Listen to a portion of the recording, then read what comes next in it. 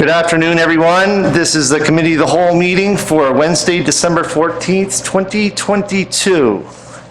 We see we have all council is present. Item number 2, land acknowledgement. I'd like to begin by acknowledging that we're meeting on the traditional lands of Acadia First Nation, part of Mi'kma'ki, the ancestral territory of the Mi'kmaq people. Item number 3, additions or deletions to the agenda. I do have one. I'll start off, and I know that there's going to be others. The first one's going to be, it's under new business. It'd be under 9.3, pertaining to January regular council meeting. There's a meeting coming up for the NSFM, a special meeting, and I was wondering if council would entertain a move of either the time or the date of that day. So if we're all in agreement, I'd entertain a motion to add that to the agenda. Moved by Councillor Nick Hilton, seconded by Councillor Patty Durkee to have that added as item 9.3. All those in favor signify by saying aye. Aye. Opposed? Motion carried unanimously. Councillor Sherry Hurlbert, you have the floor. Thank you, Mr. Chair. Could we add 100 meals to under new business, please? All right. 100 meals? Yes. Do I need to make a motion to add Yeah. 100 meals to the agenda? We do Yes. them individually. So you made a motion to add 100 meals, seconded by Councillor Nick Hilton. Any discussion on that?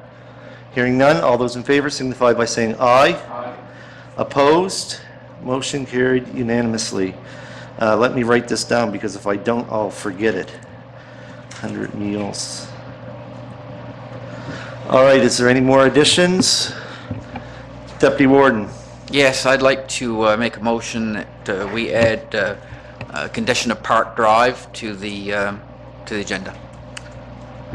All right, was there a seconder on that? Seconded by Councillor Sherry Hurlbert.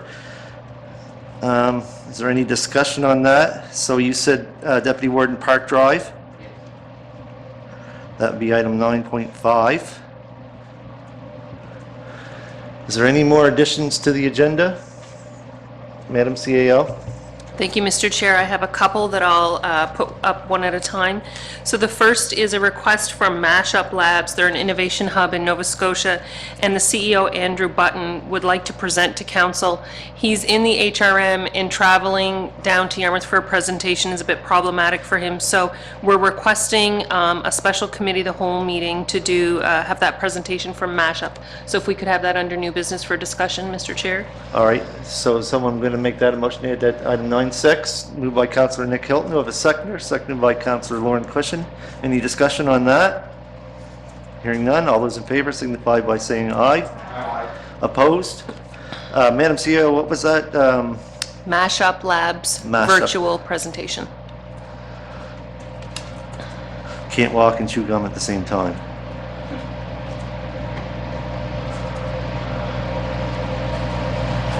All right, next item. Mr. Chair, we've received correspondence from our community navigator that the Chamber is going to make an application to the Office of Health Professionals Retention for a program, and they've got correspondence. They're requesting a letter of support, and it's a timely issue, Mr. Chair, so I'm requesting it go under new business. All right, so item 9.7, letter of support, Chamber of Commerce, community navigator. Yes. All right, someone willing to make that a motion? Councillor Durkee moved and seconded by Councillor Nick Hilton. Any discussion on that? Hearing none. All those in favor signify by saying aye. Aye. Opposed? Motion carried unanimously. Is there any more additions or deletions to the agenda? Hearing none, I'd entertain a motion to approve the agenda as amended. Moved by Councillor Daniel Allen, seconded by Councillor Lauren Cushion to approve the agenda as amended. Any discussion? Hearing none. All those in favor signify by saying aye. Aye. Opposed? Motion carried unanimously.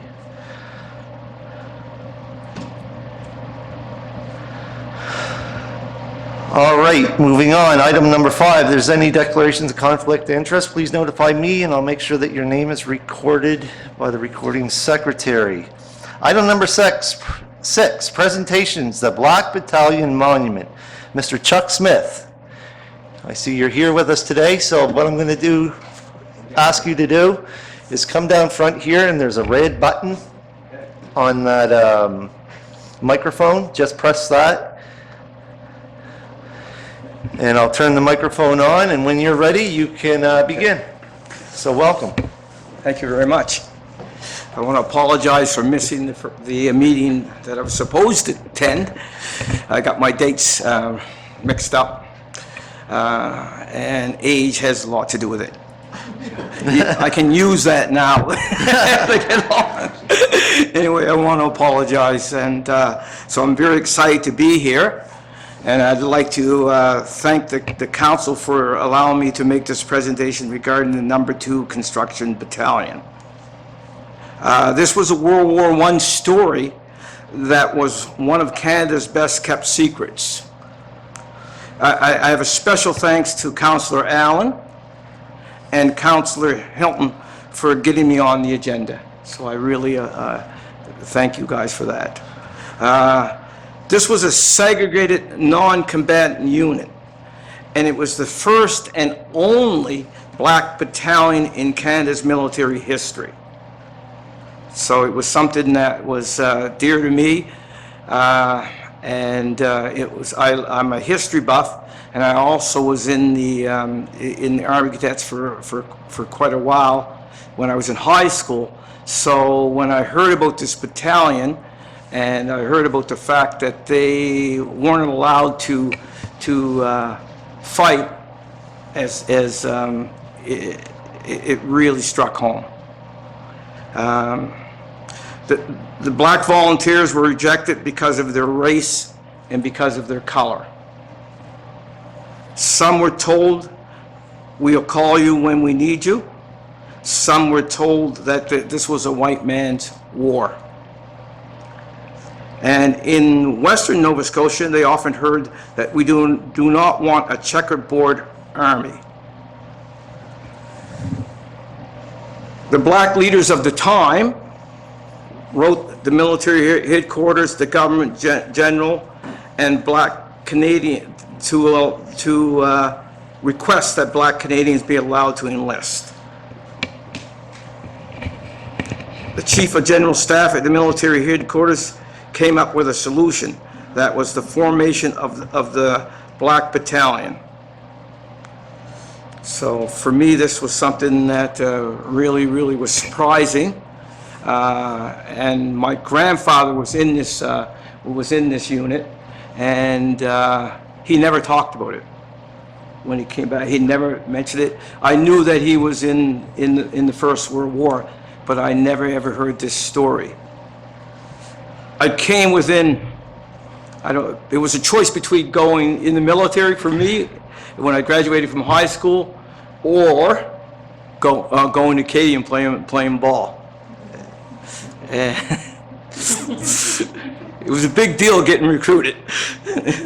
And I got recruited. I remember I had the letter from the coach, and so I decided to go into at Acadian, take physical education and rec, and play ball. So, but I never heard of this story. And now I realize that if I had went into those armed forces at that time, because I wanted to go into the officers program, how would I have been accepted? You know, how would it have been? You know, and after hearing the story, I don't know what it would have been like. But I would have probably been determined to go anyway, and to test the waters. So this unit was created in July the 5th, 1916. Black volunteers came from all over Canada, and from the U.S. and from the West Indies. There were 600 men that were eventually accepted. I find it amazing that they came from the U.S. and from other parts of Canada. That's really pretty incredible for me. They first started training in Pictou, but later they were moved to Truro.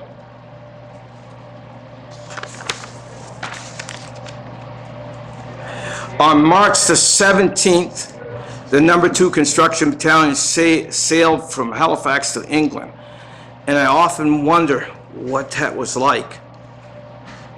For most of these men, I would imagine they had never been on a boat. didn't really know where they're going.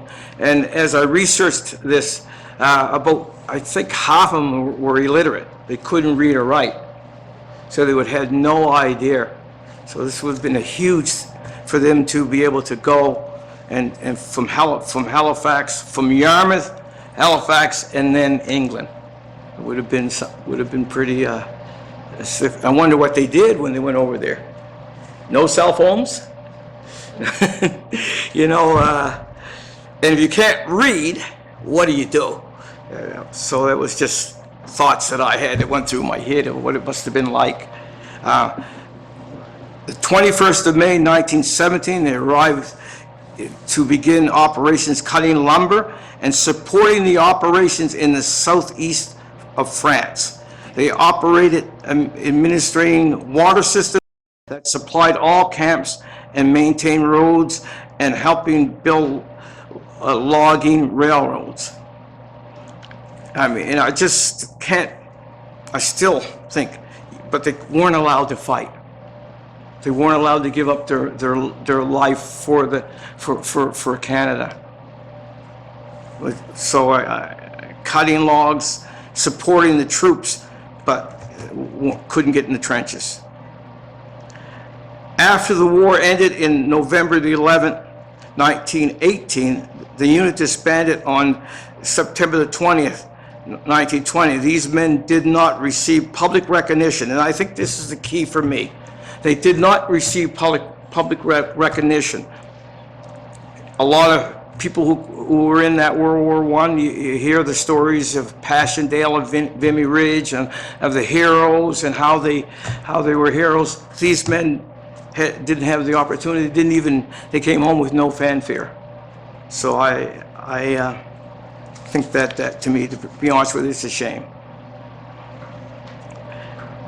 In November of the 12th, 1982, Senator Calvin Ruck and the Black Cultural Center of Nova Scotia recognized a reunion banquet at the Lord Nelson in Halifax, recognizing these men.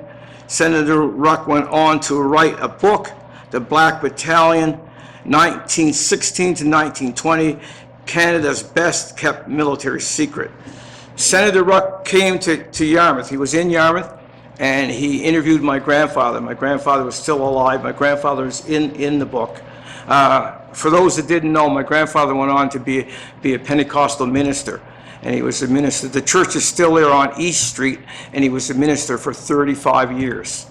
So he was one that came back. And when I looked at the book, there was a source of pride there because he was an acting regimental sergeant major in that unit. And for me, that was really pretty significant. On July the 9th, 2020, 106 years later, the battalion finally got the apology from the Prime Minister of Canada, Justin Trudeau. The apology, it was held in Toronto. I went there with my wife, and it was just amazing for me to go there and to set, and it was a pretty long service. It was about 3 hours, so it was a lot of speeches and that, and it was hot. But I just thought about those young men back 106 years ago that were training there and what they went through. So for me and my wife to sit there for 6 hours or so, or whatever it was in the heat, I mean, no big deal. You know. Okay. So there were 14 community members from the town of Yarmouth. 14 from the town and the county. And I'll backtrack a little bit. It really was interesting for me when I went through the book to find out that there were 14 from our community, and that's a significant amount of men from this community. And I'll go through the names. 13 were from the black community, and 1 was from the white community.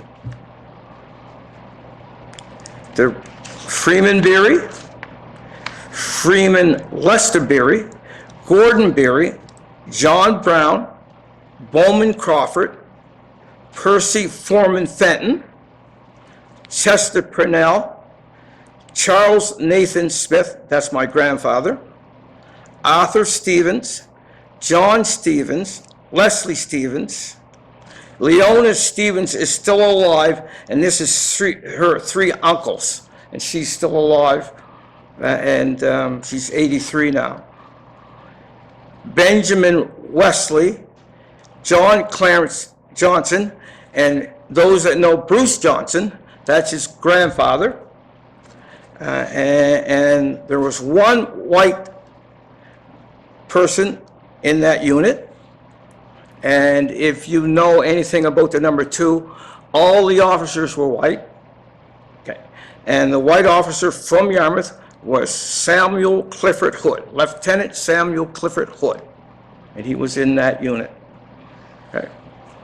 I knew that because I talked to Cliff a lot, and he was pretty proud of that. Yeah, so. The only commissioned officer, there was one black commissioned officer in the unit, and it was Reverend William A. White, who was the chaplain of the battalion and the only commissioned officer in the British forces during World War I. Now, if those that are my age will remember Sing Along Jubilee, and if you remember a gentleman by the name of Lorne White, well, that's Lorne White's grandfather. The interesting fact, too, was Anne Marie is in that. If you remember her, she was in that unit. Her grandfather was the doctor in that unit.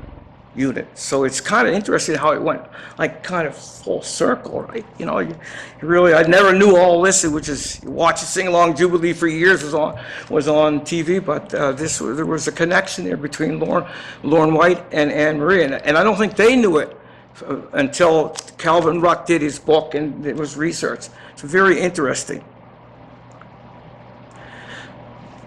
So what we want to do, and this is the Greenville Community Center Association, we want to do a monument. We want to create a monument to actually finally give these gentlemen, these young men who never got their due, an opportunity to celebrate them.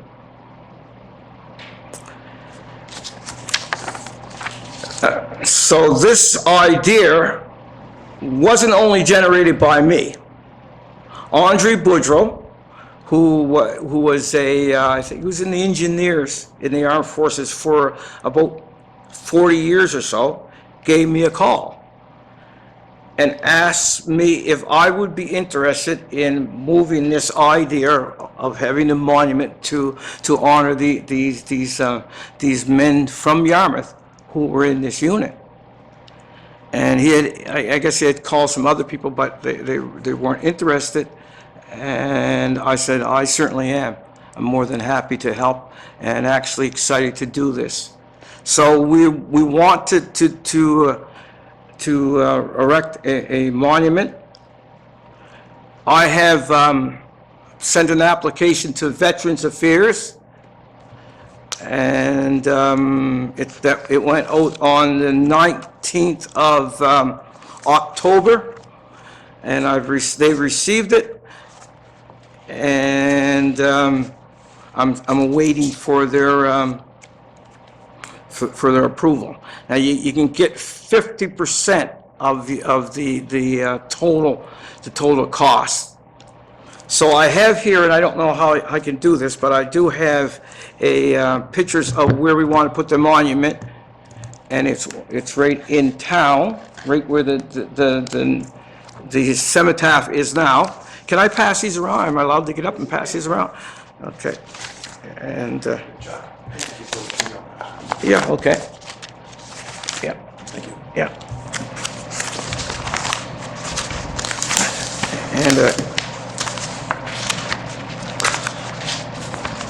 And I also have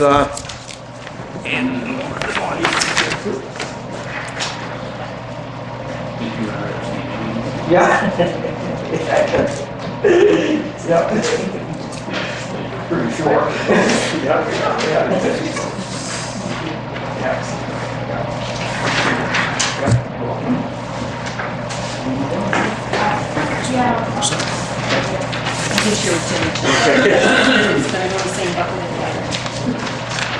Thank you, Chuck.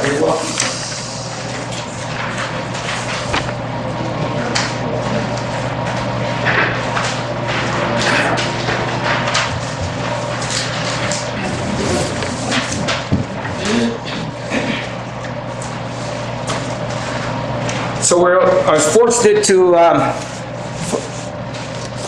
for the monument, I was fortunate to have Sweeney's. They gave me in-kind contribution for this. They did the design and all that, so I really appreciate that very much from them. So that was good, but of course, there's going to be a cost for this here.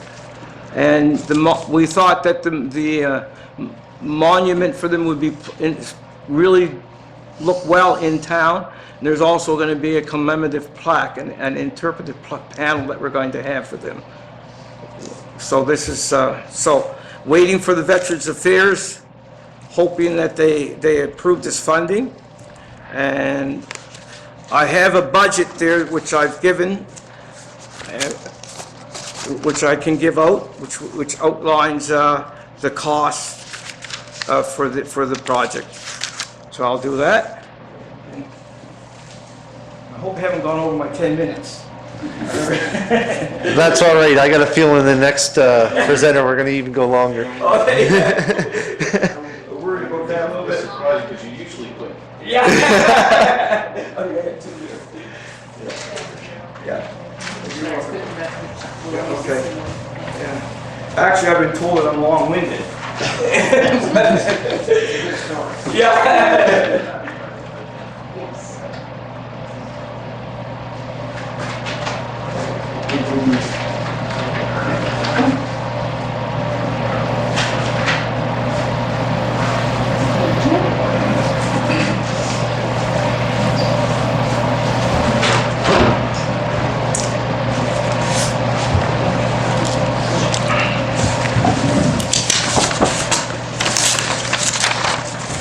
So I'll take any questions. You have a chance to look at that, and I think, like I said, I got my 10 minutes or 20 minutes or whatever. Yeah. That's quite all right, because we can take up a lot of time. Don't give the floor to a politician, because they'll take it up forever. First of all, Chuck, thank you very much for the presentation. You educated me on a bunch of things that I didn't know and I should know that happened in our community. It was pretty interesting to me to hear of 14 people had a thing. And I really like this presentation that you gave. It's very well done, and I do like the idea of it going next to the monument that's in town. Is there a timeline that you foresee for council to make a decision on this request? No, I have no specific timeline. No, I really didn't, no. Okay, Yeah. but this is just to let us know that it could be coming. Yes, exactly. Okay. Yeah. I do know that the Legions are on board. I have letters of support from the Legions and the Yarmouth Town Council. I've made presentations there, so and they're on board. And I also will apply to the African Nova Scotian Service Division for funding too, because there is potential funding there if I don't get the total amount that we're looking for. And you can see I'm looking for, the project is 38,000, so, yeah. I can't speak for this council, but in the previous councils, we have awarded grants to different organizations. There's one that's out in Maple Grove and, Okay. and others, and yeah. So thank you very much. I see there's some questions that come up. The first one up would be Councillor Lauren Cushing. Thank you, Mr. Chair. Thank you, Chuck.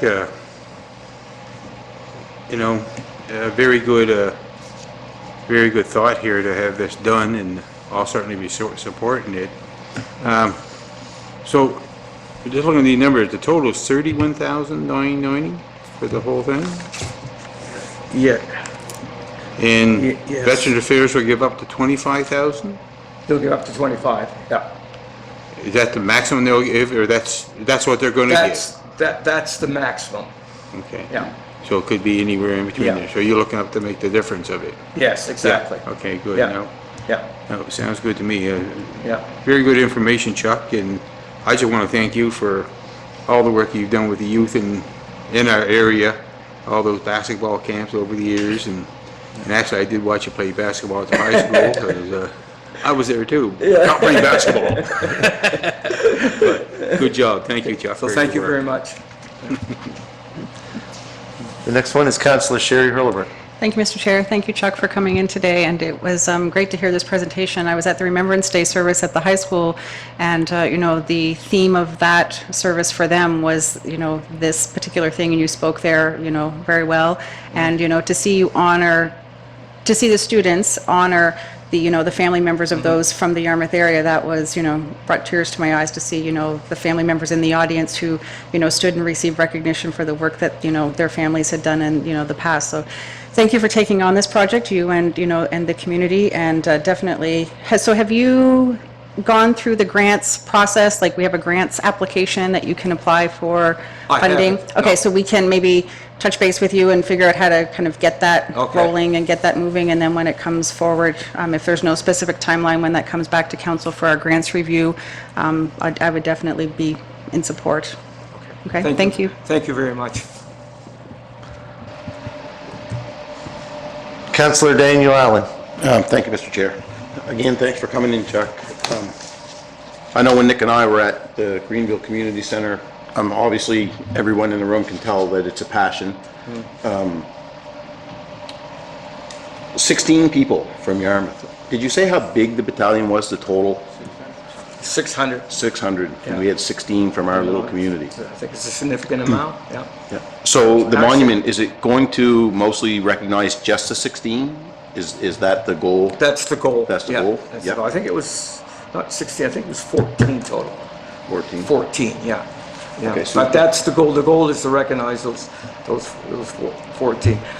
There were other black gentlemen from this community that were in number one, that in World War I, that weren't in that unit. They were the fortunate ones to be able to get into the fighting unit and fight in the trenches. So there was a few, and there's a couple names on the cenotaph that were gentlemen from Yarmouth that were, but they were the fortunate ones that got in. So Yeah. yeah. Well, I'm hoping that we can get you in touch, to Sherry's point, with someone, maybe we can get, like a number and, Okay. Yeah. It Yeah. definitely was 14. So yeah, no, I meant a number, sorry, I meant Oh. the number for, money number. oh, money. A money number, so that we can, Okay, to give us yeah. something to work with, so that we can. Right on. We can chase this down for you, Okay. I think. Yeah. I appreciate that. Yeah. And Yeah. thanks again for coming in. I know when I spoke to you and Nick Yeah. and I, it was yeah. Yeah. I thought we were gonna have to send out the search wagon when you didn't, Didn't show show up up. the first time, because I knew how passionate you were about this. I was quite surprised not to see you, so Yeah. it gave us a little When I scare. told in the but- parking lot, there's Yeah. no cars. I said, that's not looking good. I got my dates wrong, so I really apologize. But I'm glad we got you here. Yeah, Thank I'm you. glad to be here, and I appreciate you guys put me on the agenda, so it's fantastic. Thank you. Councillor Patty Durkee. Thank you, Mr. Chair. Thank you, Chuck. I'm passionate about the history of the area and really appreciated listening to this story, although I have heard about it because Wayne Corbett from, I think he's from the Truro area, Yes. made a quick comment at NSFM, and I know how important it is to the community. So you don't have a specific ask right now about how much you I don't, need? no, Okay. because I'm not sure exactly what I'm going to, Okay. we're going to get from them. So I've had a follow-up email, they just wanted some further information, and I gave that to them, but I don't know exactly how much I'm going to Okay. require from. Thanks, and I'm Yeah. aware of that. Through you, Mr. Chair, to our CAO, this is going through, it's not a nonprofit organization. It's you and a couple of people that have come together to work for this. So is there? Oh, actually, it's the Greenville Community Oh, it is? Hall. Oh, okay, So the okay, there- application, and I'm glad you mentioned that. Okay, thank you. The application has gone through, but it's the Greenville Community Perfect. Hall Association. Yeah. That gave me the go-ahead Okay. so I couldn't do that as an individual. No, I didn't No, think so. So no. that's fantastic, because No, that so I'm wasn't glad you clear to brought me, that up, and because- yeah. so that we can go forward that when you have all the details. Okay, thank you. Totally support this. Thank you very much. You're welcome. Deputy Warden. Mr. Smith, excellent presentation, and as many others have said, I mean, I'm sure we'll be fully supportive of the project. Any thoughts about, or has there been any talk, because I don't know, about like a complementary or a sister monument like in France to connect them all together? It's a good idea. Yeah, I never thought Yeah. of that. No, not Yeah, really, no. just I just kind of thought of it. Yeah. You know, it would be nice, because we oftentimes school trips, like the kids and other adults. Obviously, people go to Vimy Ridge and some of the other. Yeah. It's a very, very interesting and important part of history, and it would be nice to connect the two sites. So not to give anybody any more work or anything like that, but. It's interesting you mentioned that. But just a seat, and I mean, I'm sure that's something that, you know, I'd be personally interested in not on maybe pursuing, and you know, that type of thing. I'm sure lots of other people may be interested in something like that. So I guess maybe first things first, to get this Yeah. project done, and then maybe think about something Exactly. else. But no, wonderful story, and I was really. I did not know that 14 were the number of people, so that's a Yeah, it's significant quite- number of people, and for a significant piece of history for sure. So fully support it. So thank you for coming in. It was excellent. Yeah. Thank you. When I went to Truro, they had it was there was Dr. Sutherland, but I think he was the lieutenant in command, the colonel in command of the unit. They had his granddaughter speak. So about her, and she had found some more information from her grandfather that they had found in an old chest about the number 2 construction. So that was interesting. And there also was a lady from France, from the actual town where these guys were based. They had brought her over to speak at during the apology in Truro. So all that was kind of really interested. We put all the pieces together, you know. And all the connections are really amazing. I have one final question, Chuck, and I'm not sure if you can answer this or not, but it says the maximum available from Veterans Affairs is $25,000. Now, in your application to that, do you need already committed funds to the project? Like, say, if the municipality, just Yarmouth, wanted to, or if, would it help in the application or not? Or do they even ask that question? They asked for like in-kind contributions.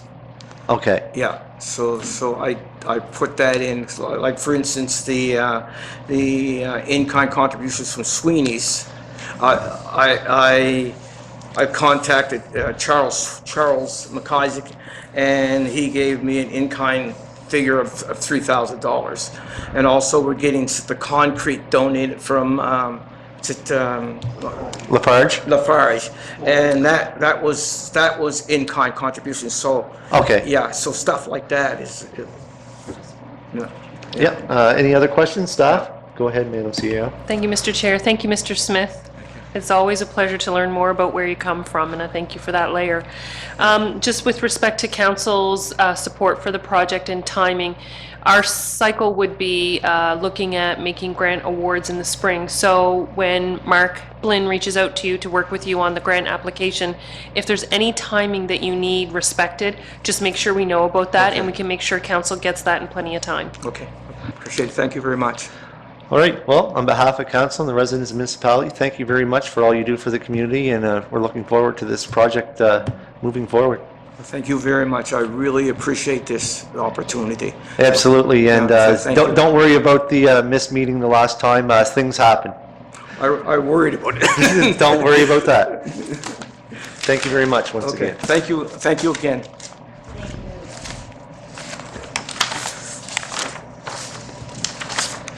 I got all kinds of papers here.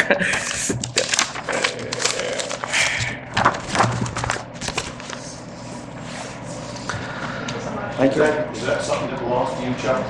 Probably. Oh, yeah. Okay. I can see far from good, huh? All right, next up on the presentation agenda is item 6.2, Yarmouth Chamber of Commerce. I see we have with us Carrie Muse. The microphone's on. When you're ready to go, I'll hand you the floor.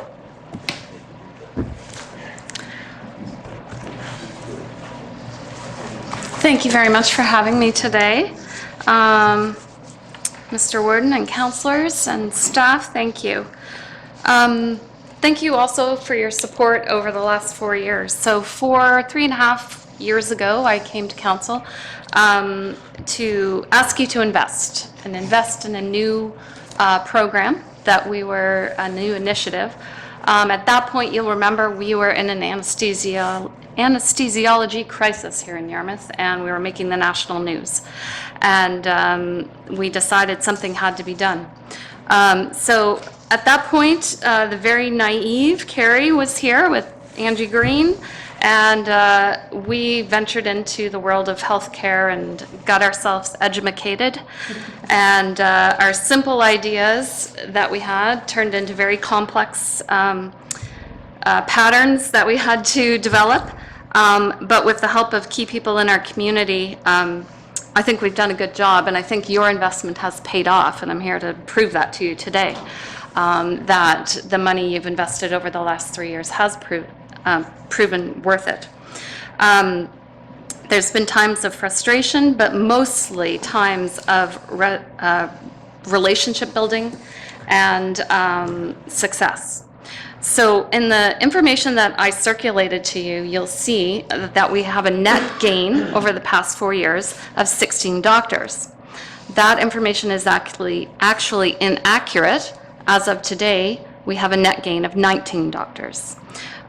We had the very exciting thing happen about 2 months ago where a doctor cold called us. So he picked up the phone, he saw our ads in medical journals that we had done in the States, picked up the phone and called us. He came to Nova Scotia at our invitation. We hooked him up with NS Health and they paid for his trip here. He visited Sydney, Amherst, and Yarmouth. We're the only ones with a community navigator. The other 2 communities did not have one. The doctor was shown the hospital, introduced to the staff, toured the community, talked about housing with our community navigator, Rebecca. We ended up at dinner at Wild Roots Restaurant, and Councillor Nick Hilton attended as well. We always try to include members of the community in these things so they have a chance to meet people in the community. And 6 weeks later, he signed a contract with NS Health. So this is huge because what it represents is a whole other market. Up until now, all of the doctors that we've been recruited have been through resident doctors, NS Health contacts, but this is someone who cold called us, who we brought to the community. And we're not only bringing him to the community, but all his connections. So he's Canadian, grew up in Toronto, trained in the States, and now wants to come back to Canada, and he's coming here. So he's going to bring with him all his contacts in the States. He's a family physician. He's going to practice with Dr. Abir Hussain at the hospital, which she's absolutely thrilled about. He's young, he's just starting his career, and he's chosen Yarmouth. So that is one of many success stories. And we also had a very recent success. So we recognized 2.5 years ago that there was something that the rest of the country is doing in anesthesiology that we haven't had the privilege of being able to do, and that's having family practice anesthesiologists. So those are family doctors who can practice anesthesiology. They take extra training to do that, and they support the specialists who perform anesthesiology at the hospital. all the other provinces in Nova Scotia have that program. We do not. So we started lobbying the government with the help of the hospital community. Dr. Brian Moses and Dr. Harold Cook helped us as well write the scenarios that we needed to write to entertain NS Health and Dalhousie and the College of Physicians and Surgeons adopting this practice here. And we were given a flat no. A flat no. It will not happen. It takes at least 2 years to develop a program. It can't happen now. It's not going to happen. But about 2 months ago, we got an email that said Yarmouth is going to be a test site for this program. And it's amazing news. And what it actually translates to is one of our resident doctors, Dr. Doug Kiss, who had moved here, done his residency, left to do his anesthesiology training in Ottawa, has moved back because he can now be part of this test pilot program. And his family loved it here. His children loved it here. The house he bought here, they loved it here, and they're so happy to come back. He's from Calgary originally. And there is another family practice doctor from the general area, from the Tri-County area, who is also going to become part of that test program too. So we've gained 2 new family doctors because of this initiative. Now, this didn't just happen because of us. It happened because Nova Scotia Health had to take a look at the hard facts and wake up and say, okay, this is working in other areas. We need to do this here. And hopefully this will be a successful test site, and this will lead to change for the whole province. But I'm giving you this as one example of community pulling together with the medical community, recognizing what help we need. People who have the time to do this work, because most of our health care professionals do not have the time to do this work, and rolling it out together. It's a community working together, and that's what makes this whole program work. We've built so many relationships. First of all, our funding relationships. We would not be here without the funders that we've had for the last 4 years. The Hospital Foundation, as you know, came on board as our biggest funder at $50,000 a year. But they've not only funded us, they've supported us. And Dr. Harold Cook, who was the chair of the Hospital Foundation, is now the past chair, has been an incredible part of our team, as well as many other people in the Hospital Foundation. They've lent a hand, they've lent knowledge, and attended events and supported us. The provincial government came in at $25,000 a year. That is now flipping, and Victoria, later, the letter you're going to talk about is Rebecca reapplying for that grant, basically. Now we have an opportunity, instead of getting the $25,000 a year, to get the $75,000 a year. But you have to prove what you're going to do, instead of it just being like, here's some money, do something. So she and Harold have worked meticulously in the past 3 weeks, because this came out very quickly, to roll out a concrete plan to the provincial government of why $75,000 a year could go towards this program. And in doing so, she's increased a lot of our targets and our goals and opportunities. So just that gives you a head up on what that is later on, because I'll be gone. We also have I'm jumping ahead. The 4 municipalities, 3 of you came in at $20,000 a year over 3 years. And so appreciate your support, not just the finances, but the assistance that you've given us. Many of you have been part of our committees and helped us to move forward and generate ideas. And the chamber, we give $5,000 a year financially. We give hours and hours and hours of our staff's time and our board's time to the project. Canadian Tire came in at $3,333.33 over the past 3 years. And just so I didn't have to say that number over and over again, Darcy has upped that to $5,000 for the next 3 years. And the municipality of Argyle has upped theirs to $30,000 a year, and the town as well to $30,000 a year for the next 3 years. My ask to you is for $25,000 over the next 3 years. The reason it's increased is because of increased costs of travel, accommodations, everything has gone up. We have made the money that you gave us for the past 3 years stretch over 3.5, almost 4 years. Because of COVID, we didn't have to travel, we couldn't travel. And it's been a bit of a blessing because we learned how to do it other ways. So we know how to go to a conference virtually, and we know how to save money in that area. So that's been a disadvantage, but also an advantage because it's made us more creative about how we do this, how we market, sending videos, sending packages virtually to potential physicians. So it's been good.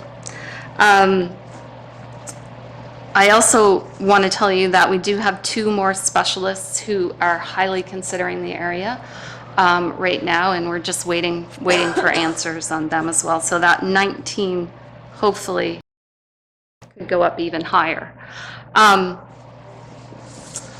In saying that, I want to read you a couple of quotes here. When I was putting together my presentation, where'd they go? I had reached out to the doctors, physicians, people who help us in this endeavor, and asked them how they feel about the position and how we might have helped. Dr. Kenny Yee, he's practiced here for a long time, and he's trained 6 of our resident doctors. He says, cutting funding to this service would be like sawing off the branch that is keeping me on the tree. Recruitment is a competitive business. As they say, we get what we pay for. In this current environment of staff shortage from whatever the causes, we cannot afford to take our foot off the gas pedal, ever. So Dr. Yee highly endorses continuing with this project. When we started this, we came to you, we were the 3rd community to hire a community navigator. We're now 1 of 10, so it has gotten more competitive. But right now, in my opinion, and it's based on research, we're the most successful. We're doing it right, and I can prove that in that the provincial government, when rolling out things, now calls us for advice, for quotes, for our endorsement of, is this right and will this work? So we've now become the consultant for community navigators. Why? Because we've had community buy-in, because the medical community has helped us formulate the proper way to do this by consultation and relationship building. Just some of the relationships we've built in the last few years have been with the provincial recruiters. When we started out, we kind of looked at the provincial recruiters as someone who wasn't doing their job. We now know that they were doing the best they could. They're not positioned here. Our recruiter was in the Valley. We now have 2, one in Bridgewater, one in the Valley. They're not part of our community. So we've assisted them. They've now become not only co-workers, but friends, and they understand the support that they have in Yarmouth. They understand that when they have a site visit to do, they reach out to Rebecca and out to the community, and we're there, and we make it a fantastic site visit with their help. They're not doing their job, they just needed help doing their job. Hospital staff. The hospital staff feels very supported by our office, and back and forth happens almost on a daily basis with our physicians, with administrators, with NS Health, which is a whole lesson in it's unbelievable how many positions there are there that we have to, figure out and work with. The resident doctors who come to our community, when they come here now, they understand what Yarmouth is. They get to learn and love the community. Some of them still leave because they have families in other areas or they pursue further education, but we've managed to maintain a lot of them. Medical students, when they come here, now feel part of the community because we engage them right away. We have businesses that give them gift certificates. We put them up in Credit Union Place where they have a wonderful experience and feel supported.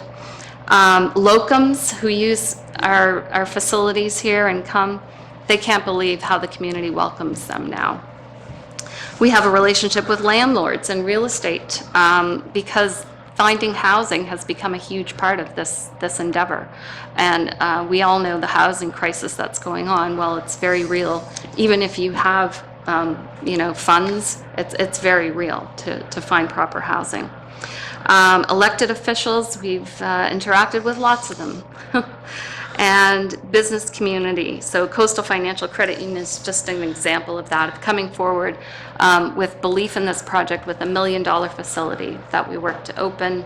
And it's transformed the experience, especially of students in this area. In fact, I had a girlfriend who I went to high school with reach out to me, and she said, my daughter Laura, who's in second year medicine, just left Yarmouth, and she can't believe how she was welcomed. She said the people, the hospital, and the house she stayed in, and the things that she got to do, because Rebecca had all kinds of activities planned for them. She said it actually made her think she wants to go into rural medicine, which is huge, to open up that world to a second-year med student who's grown up in Halifax, lives in Halifax, but now said, oh, there's a rural place I might like to go. So that's just an example of how it can change things. Just before I close, I want to give you another piece of good news. So News Stats just came out with the number. So our population without a family practice has been lately at 24.6%, which is the second highest in the province, Pictou County being the highest in the province. And the newest stats that came out show that we are one of 5 communities where that number actually decreased. And that is huge. It only decreased by 53 patients, but it decreased for the first time in many years. And that's before we add in the 3 new family physicians that we're getting in this area. And there's 2 pages of communities listed, and only 5 had a decrease, and we're one of them. So I wanted to share that statistic with you. The newcomers to the area provincially has gone up 6% since the last reporting. 6% is huge, and that's where a lot of our new patients are coming from. So that is an economic factor that we have to solve and factor into this whole problem, is that everybody who moves here is going on the patient list, and people that didn't know they need a doctor are now looking for a doctor. So that's part of why those increases have happened. But overall, in this area, we're doing very, very well, even though we still have, a long way to go. So, any questions for me about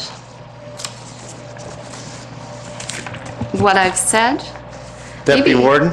Yeah. Thank you for the presentation. It was excellent, very informative, and just wanted to tell a quick story. I happened to be in the city a few weeks ago. Unsolicited comment came my way about the doctor recruitment program, and it just happened to be the person really didn't know me well, didn't know my background, and I was on council and this type of thing, but we struck up a conversation in the parkade, so on the way out of a place of work. And in any event, the story goes, this person's the father of a prospective doctor that was here and doing a residency, and they couldn't say enough good about what was going on here in Yarmouth. So that word of mouth, I think, is worth a bar of gold, so to speak. So it was unmitigated praise, certainly. So so that's really, really good, and of course I'm sure council will be fully supportive of the ask. And so I guess just to wrap up, thank you, and I'll move that we move this item to our regularly scheduled council meeting, which happened this afternoon, for further conversation in terms of funding. Motion on the floor. Do I have a seconder? Seconded by Councillor Patty Durkee. Any discussion on that motion? Before I ask for the question, I will have a couple comments to carry here before I can say that I would support the thing here because there's a couple things in the budget that I have some questions about. So is there any more discussion on the motion on the floor?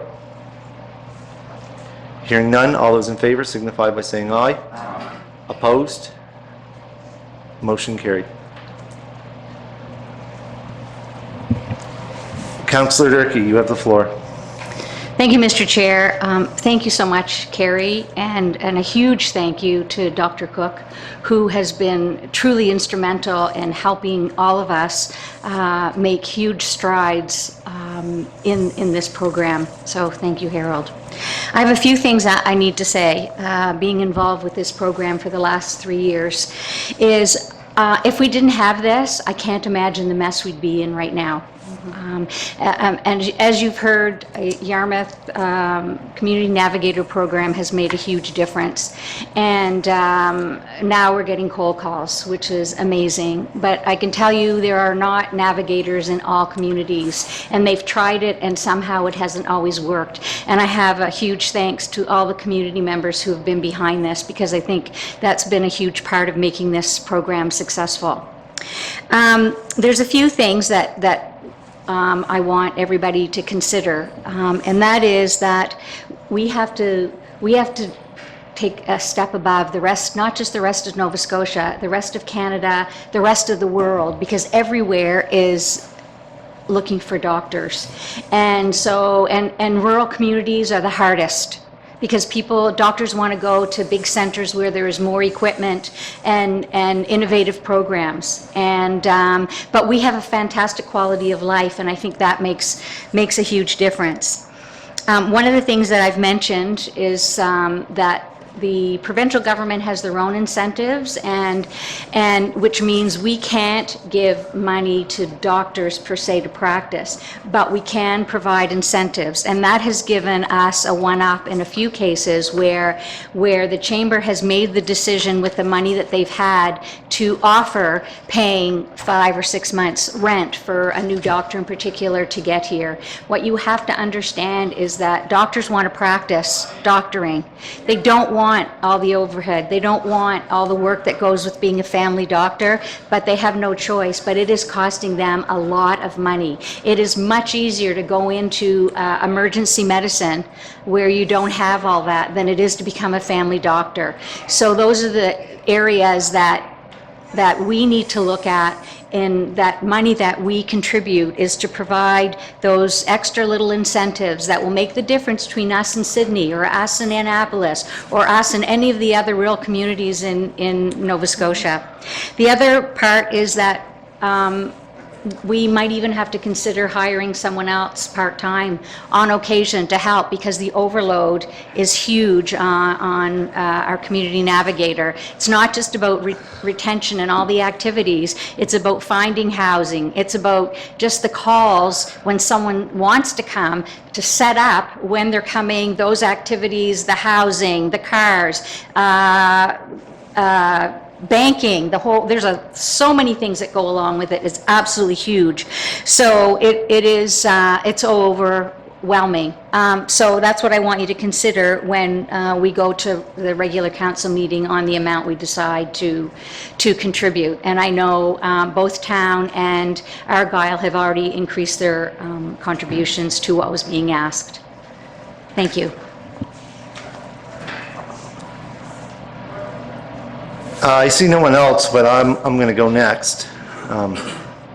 First off, I want to preface by what I'm going to say by saying I'm very glad that the Chamber of Commerce and your organization is working so hard to make sure that healthcare doesn't slip any farther than what it already has. Healthcare is like a bag of 50-pound onions. There's a whole bunch of onions in there, and there's a whole bunch of layers in the healthcare system.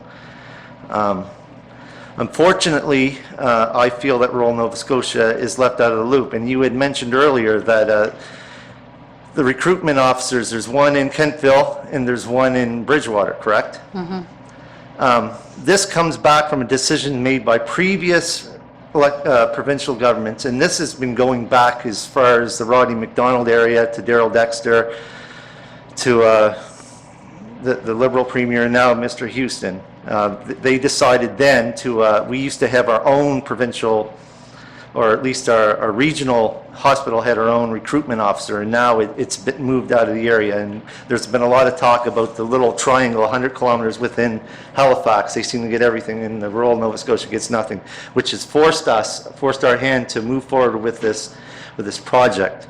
Back in 2019, I was without a family doctor, and to this day, I'm still without a family doctor. And I'm looking back over your 2019 proposal and the measurements of success. Family physician wait lists. You had mentioned that it's at 24.6%. It's dropped by 53 people. I talk to a lot of people out there, and average Joes that wouldn't say boo unless you ask them. I asked a bunch of people in where I work. Out of 15 people that are sitting in that room, 3 of them raised their hand and said they had a family doctor, and they've been without a family doctor like me for over 4 or 5 years. They ask me, well, what are you doing about it? And the first thing out of my mouth, it's not a municipal responsibility, but unfortunately our hand is forced that it is a municipal responsibility, and I'm not happy about it, and I don't like being involved in it. And I'm pretty upset about the way that this whole thing is going down. And then again, I'm going to preface this again. I'm very thankful that we have an organization that's taking care of this and moving this forward, that the situation, as Councillor Durkee said, isn't getting worse. This is a big issue, and it's always continued to be an issue. Also in there, in the 2019, you wanted to keep higher retentions. I do believe that you are retaining a lot more people that come here. I believe that that's a success. And emergency room use. I don't even know to begin to start an emergency room use. Unfortunately, without the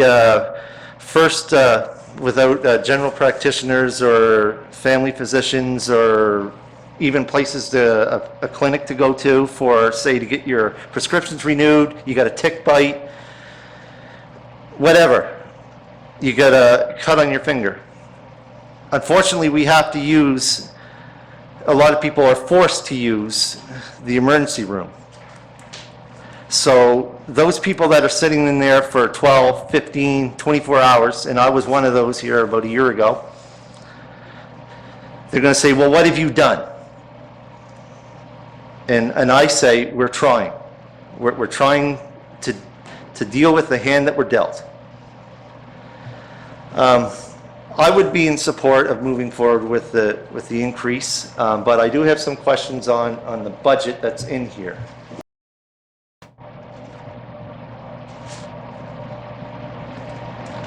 I'll move down to it. The 2023 January to March budget, you have wages at the very bottom, expenses of $17,500. Now, if you multiply that over 4 years, that would be $70,000. Why is it in the year 2023 budget year that the wages are $52,500, and the next year it's $72,000? Why the big change there?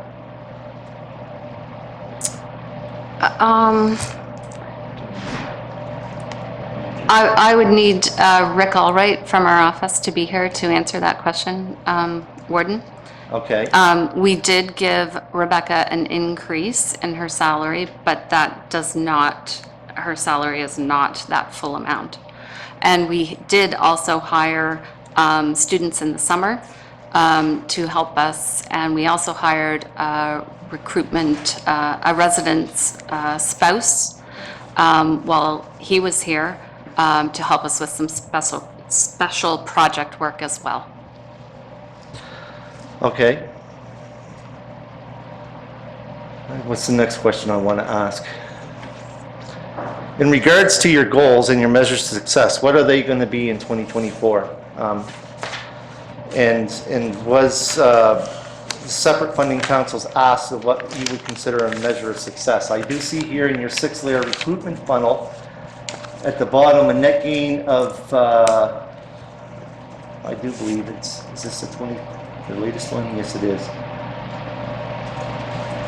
That you wanted to, reduction due to retirements, 7, relocations, 14. But you have a recruitment funnel of what you'd like to follow.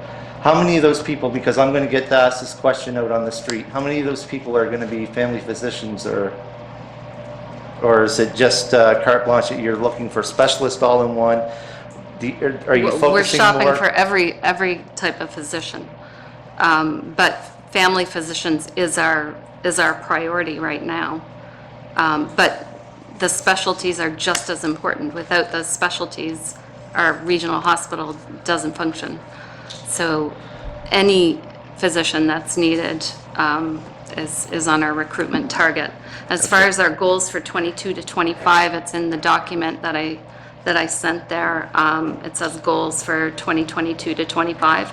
25% across the board increases in our controllables, which are 25% increase in our advertising streams, new agency relationships, conference attendance, conference contacts, medical student contacts, and conversion rates. Also, we do have in there that locum and site visits are beyond our ability to increase, but that is when we were dealing just directly with Nova Scotia Health. Now we're bringing in physicians and introducing them to Nova Scotia Health. So we've made that now part of our ability to increase those numbers, which is great, which is our goal. Yeah. So. And last but not least, in regards to youth and resident retention, how many locals have we got into the medical field? And I do realize that there's only so many seats in universities to sit in, and how successful have we been with that? What we're doing is tracking students as soon as we know they're interested in the medical field. So if they enter university and we know they're interested in medicine, we track them through their undergrad, through med school, resident training. We have one physician, he's graduated, medical doctor, he's doing specialty training, and we've brought him back, paid for him to come home on a visit once, toured the hospital, introduced him to all the physicians, and he needs another 2 years of training and then potentially coming back here, and he's from the area. So I think, I'm not sure where it is right now, but it says all the medical students that we're in touch with. We just held a day at Paramba where we talked to the students about the possibility of medicine, and we had 3 resident doctors come in and talk to the students as well, which was really, really neat. And it's something we haven't been able to do the last 2 years because of COVID. We haven't been able to get in the schools. So now we're starting to be able to get back into the schools and interact. But again, we can only do this to the point that we have one position, we have, volunteers, and we're at the point now where we're looking at hiring another part-time person to assist with some of that level stuff, so that Rebecca Rose, who's now really proficient in where she needs to be at the provincial level, can interact more at that level with NS Health and that kind of stuff. So, yeah. All right, I'm going to turn the floor over to Councillor Daniel Allen. Thank you, Mr. Chair. Thank you both for coming in. I don't, excuse me, I don't know if you remember or not. My big contention when we did this the first time was the government was asked for 77 a year, and we only got 25 a year from them. It was great to get it, but it wasn't what you were hoping for, and really wasn't what I was hoping for, because like Mr. Chair, I believe the province should be picking up a bit more of the tab. I think we're doing a great job. It sounds like we're doing a great job. Councillor Durkee speaks really highly of what we've got going on. Just a few curiosity questions for me. Like you just said, I forget what the doctor's name was, signing a contract to stay around here. How long would a contract last typically? Those contracts are open-ended. That's a contract with Nova Scotia Health. Yeah. So they just negotiate with Nova Scotia Health, like what formula they're going to be paid by and stuff. So it's totally up to them how long they stay. And it's Okay. totally up to us to make them feel welcome and make them Right. want to stay. Right. Yeah, So, but good question. When you hear the word contract, you think there's a time attached, but there isn't. okay, Yeah. okay. And like I heard you were saying, you know, there's other parts of the province now that are looking at our community navigator, and I'm assuming the province is reaching out for you for kind of the, Thank you. the equation, I don't know if that's the word I'm looking for, as to how to make this work. And me as being a fisherman, I just feel like if I get a bait that works, I don't really want to share it. Not in total, you know? I totally agree with you. Right? Because So- that hurts our, you know, if everybody's going out and providing the same, Yeah. yeah. The truth is, Daniel, that no matter how much information we give them on what we do, and we give them some, because we are all Nova Scotian and we want this place to have doctors and we want the healthcare Yes, system to for work. sure. But it doesn't work unless you have the community support behind you. And we've seen communities hire a navigator and not have the community input and working behind them and fail. Right. So that's what you can't give anyone else, is the support. And we can give information, but we can't give the buy-in of the community. And that's what makes it work. Yeah, well, as you know, Yarmouth, when it comes to community support, goes above and beyond. It Yep. always has, and I think it Yep. always will. So, no, I had very few questions. I know the first time around, like my contention was the province. I thought they should really be picking up the biggest part of this bill. I still think they should, but I'm really glad to hear that Rebecca has an opportunity to apply for more funding from them compared Yeah. to what we're asking for, so, no. And yeah, it's interesting because that original grant, when we got it, we got 25,000. Yep. Other communities got 10. So we got 25, everybody else got 10. And now they've realized, oh, that's a pittance, you know, of what we should be giving, because here's the work they're doing, you know. So it's a recognition of the fact that this works, and okay, now we'll offer more. But I like the fact that the community has to prove that they know what they're doing. So the grant application, you know, 3 years ago was like, oh, you need money, here's the money. Now the grant application is very onerous. There's training sessions, and we have to prove what we're going to do with the money and how to make it work. So I'm very confident that we're going to get the 75, and we have all the steps laid out that we're going to use the money for. What we're going to do is a combination of what's already worked. For example, all the resident doctors, we take them on the Tuscot Island tours. That's a highlight. We take them mushroom foraging. Believe it or not, they love it. They rave about it. Just community things like that we do with them. Take them to Heritage Brewery. Take them, you know, all those community things that we engage them in pays off big time. And the money's spent locally, and it translates out to their contacts. So we have people resident doctors that apply here, like Dr. Emma Crawley, because she met myself and Abir and I think Patty at a conference, and we talked so much all about this stuff. She came here as a resident doctor the next year, and she's a doctor here now. She stayed. She's from Halifax, but she stayed. Super. Yeah. So the extra money that Rebecca is applying for, that's going to go over and above the budget you've got here? Yes. Yep. Okay, all right, thank you. Yep. Is there a breakdown of that budget of the extra that's being requested? And to add to that question, is the municipality of Barrington also included in this ask? Yes, they are. I present to them on January 17th. Okay. And they were giving 10,000 a year. I got sidetracked back there and forgot Barrington, but they gave 10,000 a year the last 3 years, and I'll be asking them for 15,000. So the extra 5,000 that's over and above is for conferences and hospitality over and above what's in our request? Yeah, it's because costs have increased.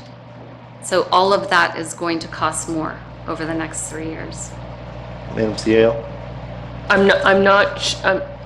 I heard your question a bit differently, Mr. Chair, so I'm not sure maybe if Carrie heard it the way I did. So you had asked for 25,000 from each of the 3 Yarmouth County municipalities. 2 have come in with 30,000. So there's 10,000 additional dollars there from the budget that you've got in your package. So I heard the warden's question being, how are we going to invest that money? Okay. The best investment for that money is more staff. So we would like to hire a part-time person to work with Rebecca to do other tasks that take off her plate, and she can do the higher level stuff that we need her to do.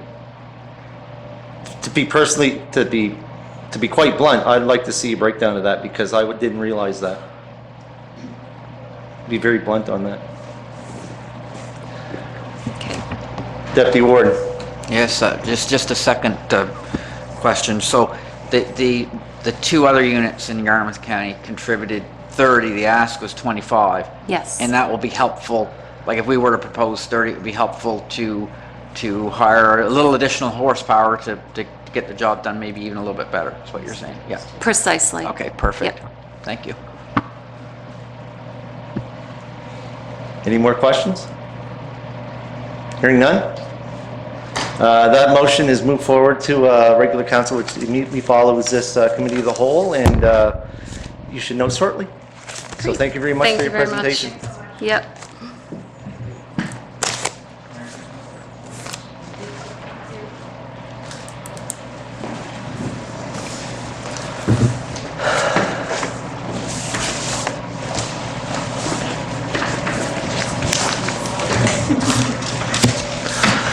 All right, next on our agenda is item 6.3, our Director of Recreation, Mr. Frank Grant.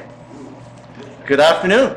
Good afternoon. Thank you, Warden Cunningham, fellow councilors and staff. It's always great to be before council to talk about recreation.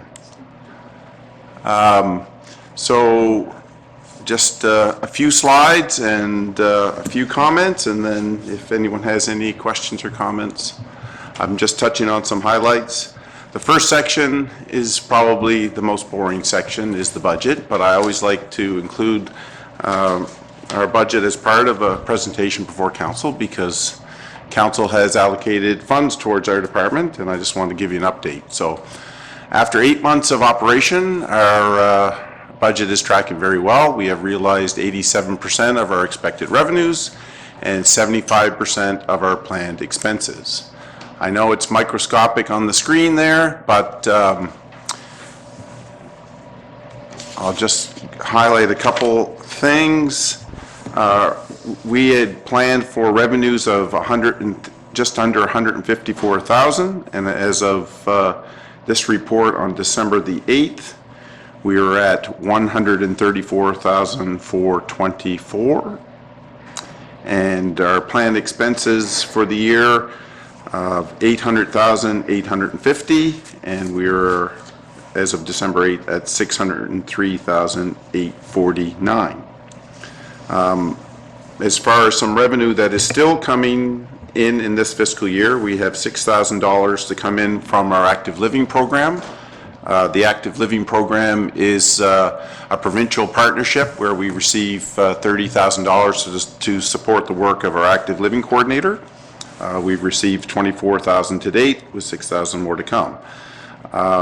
We are actively quite busy with community rentals in both of our community halls at the Milo Boat Club and at the Rotary Center in Hebron, as well as community use of schools programs, so there will be some rental revenue still coming in, and as well as some program revenue from the various programs that we're offering. Upcoming grants in the next fiscal, because we have started budget plans for April 1st, our new budget. We are looking at some opportunities through the Active Communities Fund. That fund has a $25,000 potential for new activities and programs in the community. We are also looking at some corporate sponsorships. So targeting Lake Milo activities, looking at increasing programs there around kayaking, rowing, sailing, those opportunities. So there may be some opportunities there. And of course, we're highly confident and dependent that we will be receiving funding from the federal government for Canada Summer Jobs. We've been in the top 2 funded municipalities in the last 5 years.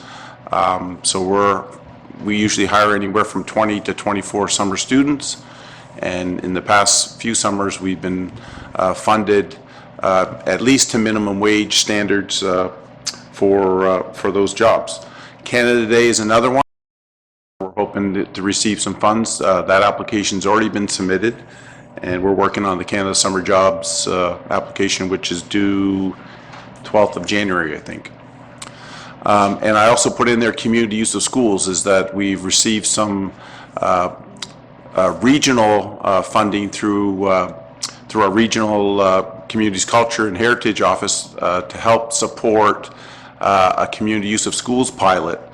We're piloting 2 community schools, our 2 busiest schools, Yarmouth Elementary and Meadowfields. We've been able to reduce the hourly rate there by some subsidy from the province. So, and the goal of that project is to see if a lower fee applied to groups will increase participation, and we are seeing positive movements on that. So on the expense side, of course, staffing, minimum wage, there's plans to have minimum wage up to $15 an hour in the next year. So currently, we're at $13.60 an hour.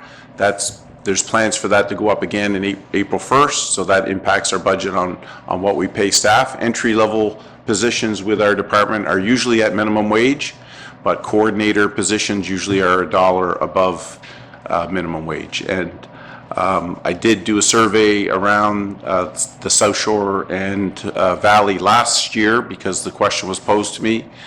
We are pretty competitive as far as what summer's high school or university student wages are with other recreation departments.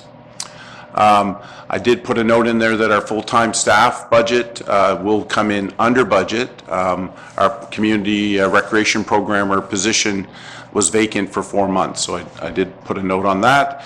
And then, of course, we all know this, that fuel costs, insurance costs, electricity costs, travel costs. Another note with travel is that since COVID has been lifted, we're back attending workshops and conferences, so that increases our travel and training budget. So those are good expenses because that's one thing that our department has really missed in the last few years is the community networking. So that's a quick snapshot of our budget of where we are after 8 months. Next bullet is strategic planning, and I wanted to thank all the councillors that were present at the session on November 24th. I think Max Chauvin did a great job leading us in discussion around all facets of recreation.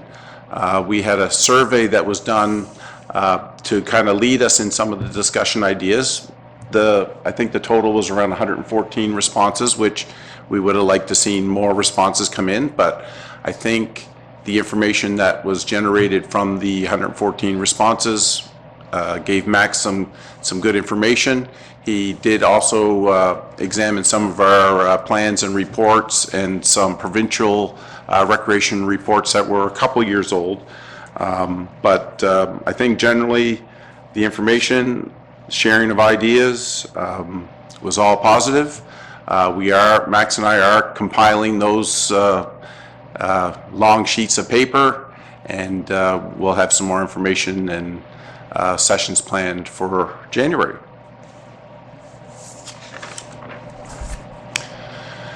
Just a few highlights on programs and facilities, because I like to always highlight the great work that our staff are doing. And I did want to mention that some of the great work that another staff person is doing with us as well. We have a partnership with Sport Nova Scotia. Haley Mood is our Equity, Diversity and Inclusion Coordinator, and she works out of our office, but Sport Nova Scotia pays her salary and all her travel costs, and computer costs and all that good stuff. So it's a great connect here in Yarmouth, and with a partnership with our department in Sport Nova Scotia, we've partnered with Easter Seals, and we're in the new year, we're going to be launching some accessibility programs. So we are moving with our accessibility plans, and we are moving to a fully accessible Nova Scotia by 2030.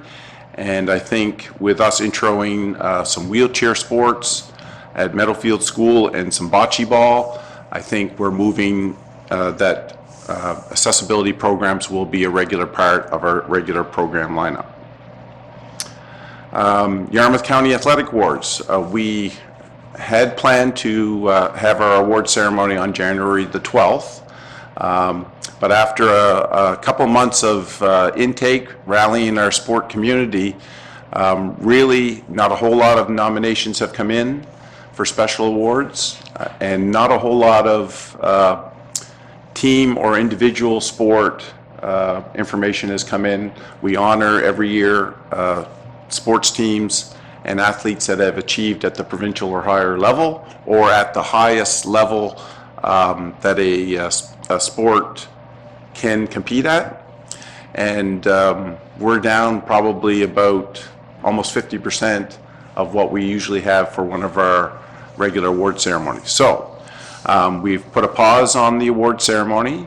We're going to be thanking all the people that have submitted information, but we're looking at retooling our award ceremony to fit more with the times that we are in.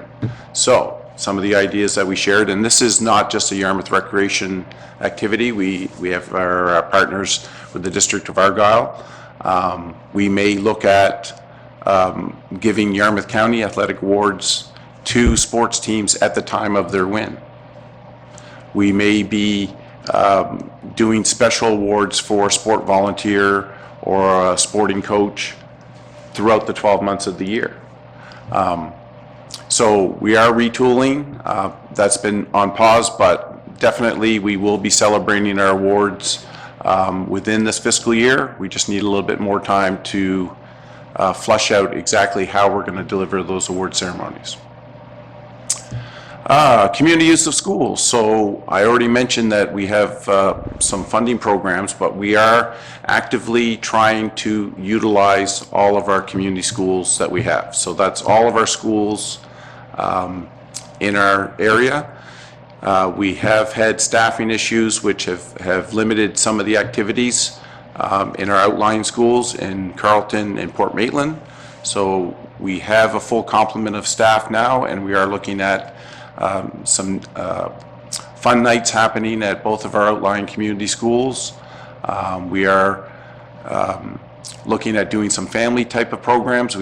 Our Friday fun night has had really good responses from parents that on fun night they can drop their kids off and then they can do their grocery shopping or whatever. So, and I already mentioned the accessibility programs. I think we're just going to build upon the things that we're partnering with Easter Seals on. Active living programs. So Tanya Bain, our active living coordinator, is heavily involved in our Nova Scotia Communities on the Move, and that initiative is a provincial initiative. We've received $100,000 to move that initiative forward. We have built a local leadership team that we are working through terms of reference and creating goals and objectives of our committee.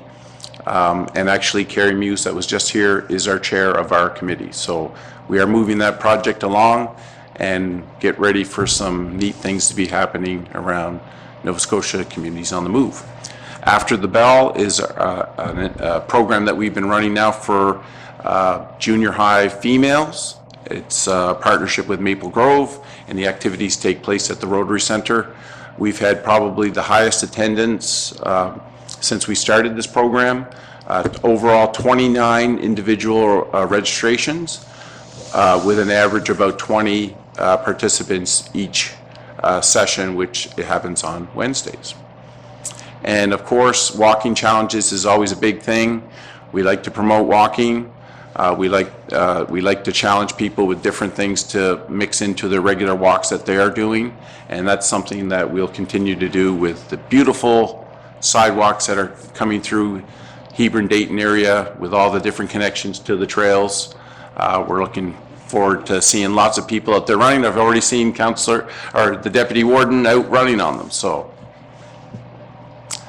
And facilities, John Darcy is quite focused on maintenance of our equipment and keeping our facilities clean for our user groups. And one of the things that he does this time of year is trail maintenance. So he's replacing broken boards on boardwalks and benches and cutting limbs and lugging debris out of the way. So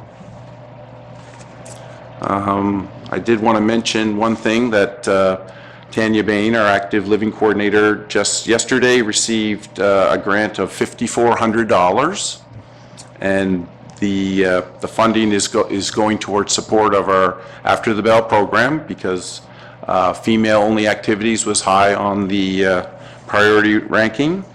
Local community play boxes, so we will have play boxes put out for community use at various facilities around the municipality and town. So if it's at a tennis court, there could be tennis rackets and tennis balls, or if it's at a basketball court, there could be basketballs available. And yes, they're still around, pedometers. So pedometers were a big thing before the smartphones evolved into everything. But we're getting some pedometers with a partnership with the library, and they aren't the same as what you're thinking if you ever had a pedometer before. They've changed a little bit, and they're a bit techy. Some future projects that we're working on.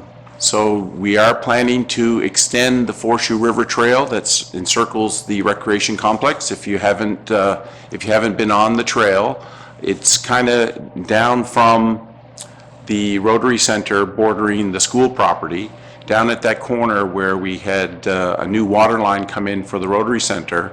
When that area was cleared, it kind of made a clear path to the rail trail.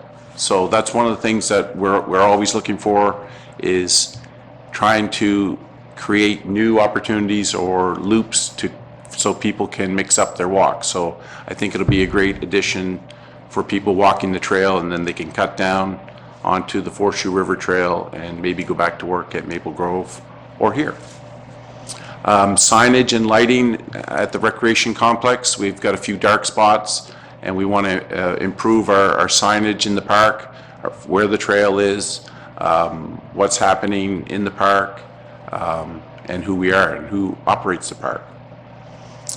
The road work. So when the new maintenance building was put in, the first section of road coming into the park was re-engineered and redone. And you know, I'll be honest, when that park was built back in 1989, the road was done as cheap as possible. So we've got some engineering done, and we're planning to do a bit of the road improvements starting in next fiscal, but over the next couple fiscals to complete it right up to the Rotary Center and soccer field. Accessibility, again, we're planning on some upgrades to the Rotary Center Hall and washrooms, and an outdoor shelter is going to be placed down here at the Janet Smith soccer field.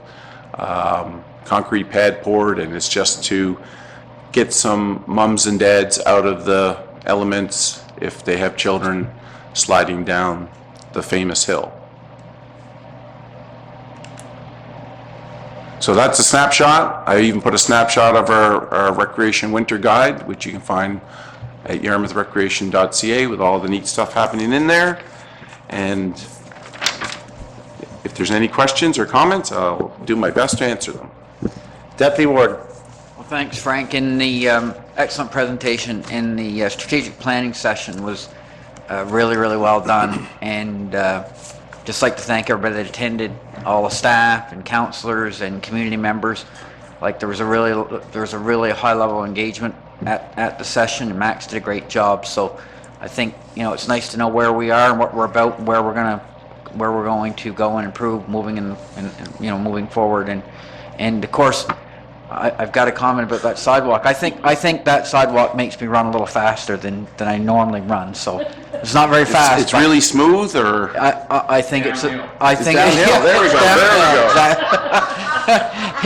He ruined my thunder. That's the truth. It is downhill. So thanks again. Well, Deputy Warden, you're the one that stuck your neck out on it. Councilor Sherry Hurlbert. Thank you, Mr. Chair. Thank you, Frank, for your presentation. A couple of things. I was looking at the winter recreation guide. Great work by you and your staff. Commendable. I was at work when I read it, and I thought I probably should disclose to my boss that I probably spent a half an hour perusing this and trying to figure out how we could promote it and, get things out there. Question, do you know if the schools, because you talked about reaching back out now that you have, more full complement of staff. Do our schools in those outlying areas have this? Do you know if they're promoting it within their schools? Is there a way we can do more? Another thing with COVID, of course, a lot of the schools were closed to us. We weren't doing community activities. I think since everything was lifted, those partnerships increased by 150%. Okay. So the connects that we have with all of our schools is through health promoting schools. Okay. So they're active within the walls of their schools with their own in-house committees, and it could be staff or it could be parents, but they're looking for this stuff. And not that we didn't have good relationships and good partnerships before COVID, but I just think that things have been ramped up a bit, and it's helping us achieve some of the things that we've never been able to crack. For example, we have access to Maple Grove's kitchen. So one of the popular programs has been a cooking program. We received some funding from the Rotary Club, some sponsorship funding to help us with that, but we've got a cooking club. So I got to be honest, I think I was at Maple Grove when the municipality's recreation department was doing woodworking classes, metal work, like community, the classes that you did at the school, they were being offered by the same teachers for the community. So adults could go in for adult recreation time at the school. And I think some of the things that we're picking away, and it's kind of reminded me of how that was back in the mid-'80s. Okay, another question. Comment first. One of the last, page 10 of the winter recreation talks about the equipment loan program. So just for anybody who's watching or for counselors to pass on all of the games and sports equipment and leisure equipment and adaptive equipment that that is there for, for rent. And is there any thought, or could there be a thought of having some, and I might date myself in this, but some paper copies, print copies of this or these types of, guides available to people who may not have internet access, or, We were just talking about that at a staff meeting today. Okay. Now, I'm not sure, schools and hospitals were always a hot spot where we would put stuff on waiting rooms, or, but yeah, we're looking at that.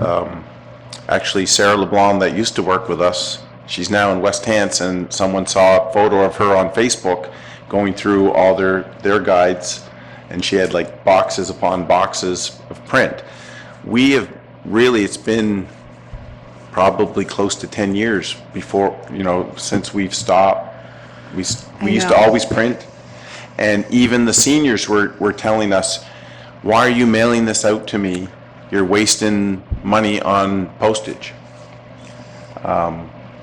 So we're looking at some ways that we can have some in-house. Like, we realize that not everyone is online, but yeah, we're looking at that. The other comment around the equipment loan, the equipment loan that's items that we loan out are our equipment that we use for our programs around the 12 months of the year. Mixed into that are some shared equipment that we have with our partners on the South Shore recreation departments.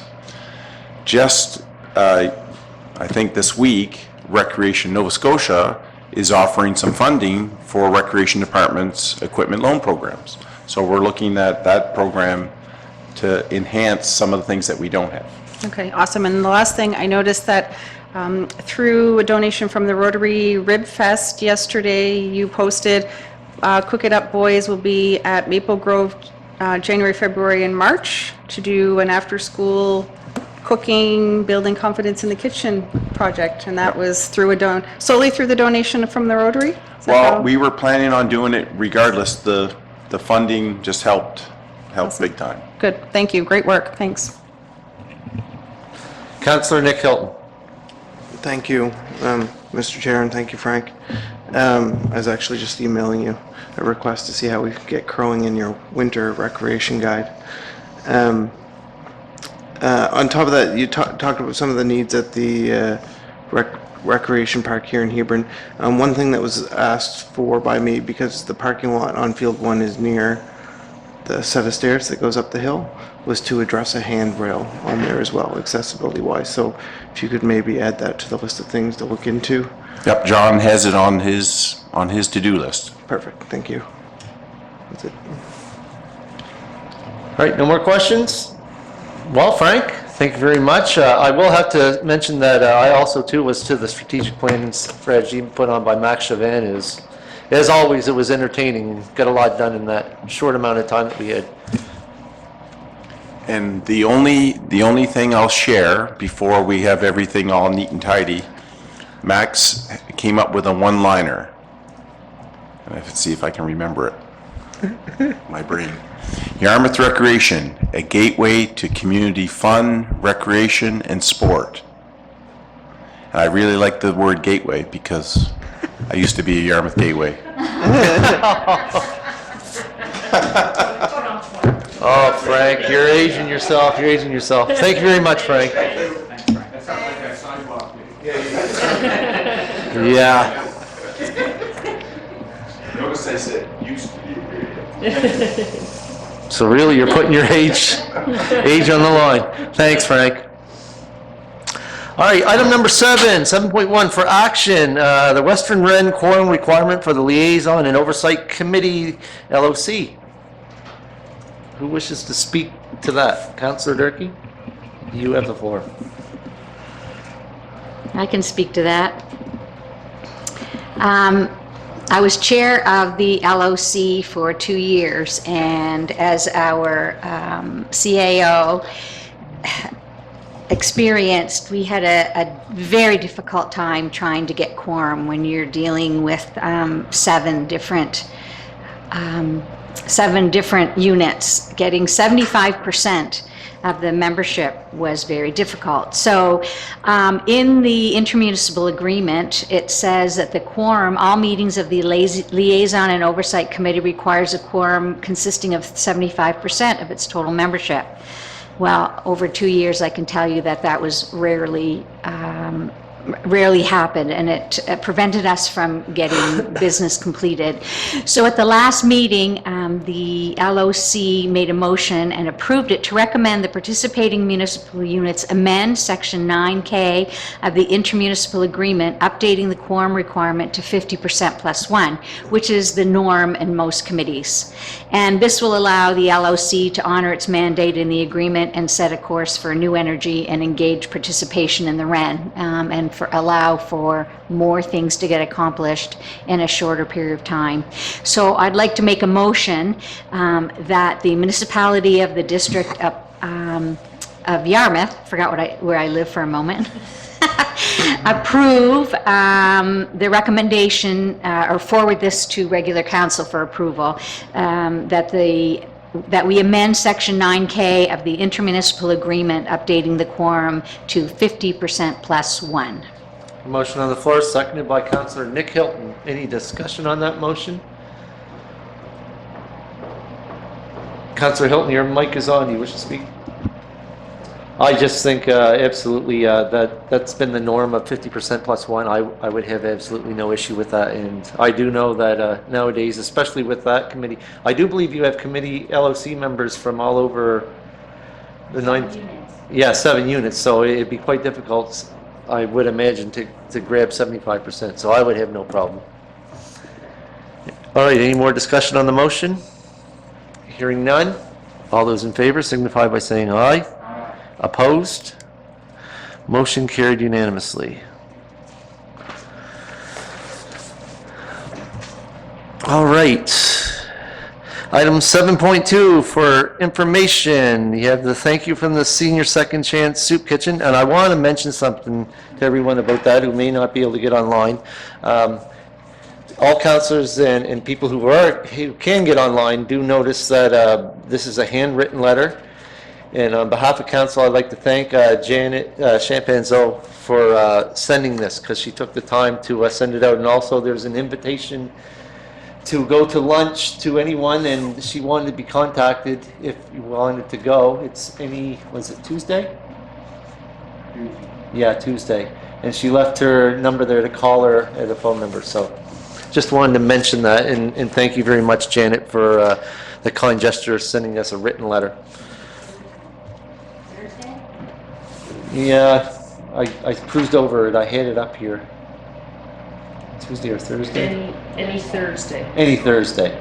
Any Thursday at 11 o'clock. And also the Christmas appeal in support of the additional urology service at Yarmouth Regional Hospital and the Western Counties Regional Library Adopt a Book campaign, and I do understand that was a success. All right, moving on. Old business, strategic plan, 8.1.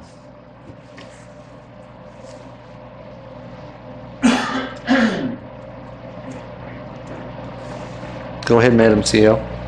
Thank you, Mr. Chair. So I had began a process a number of months ago on the Committee of the Whole agenda, just bringing forward themes or categories from the strategic plan where we either need to have a discussion for staff to get direction, or for council to decide what they might want to do if they were a lead on a file. So I have two items before you for your discussion today. One may come with direction, and the other one is just an update for the record. So the first item is under your regional collaboration and governance piece, under your governance pillar. And so while we were entertaining a conversation with the town of Yarmouth around possible consolidation, we had kind of pushed pause on this work.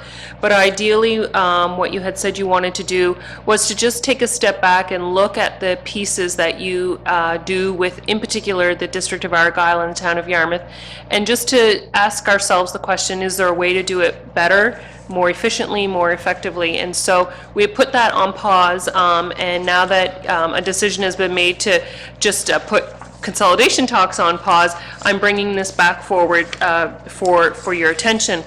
One thing that I learned this fall through a meeting with the Nova Scotia Office of Regulatory Affairs, Fred Crooks, is that that group can actually help municipalities who collaborate look at this kind of a question, take a step back, look at what you're doing, look at the things you're involved in together, and just try to have an objective view on if you can do it better, if you can achieve more with the same amount of energy, answer all kinds of interesting questions. And they can also help look for funding to do that kind of work.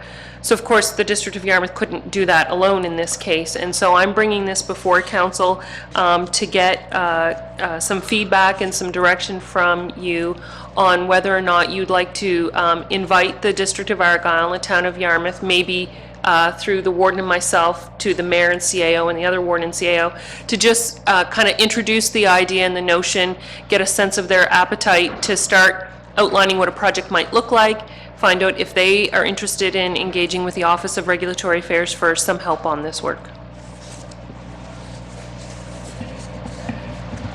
Deputy Warden.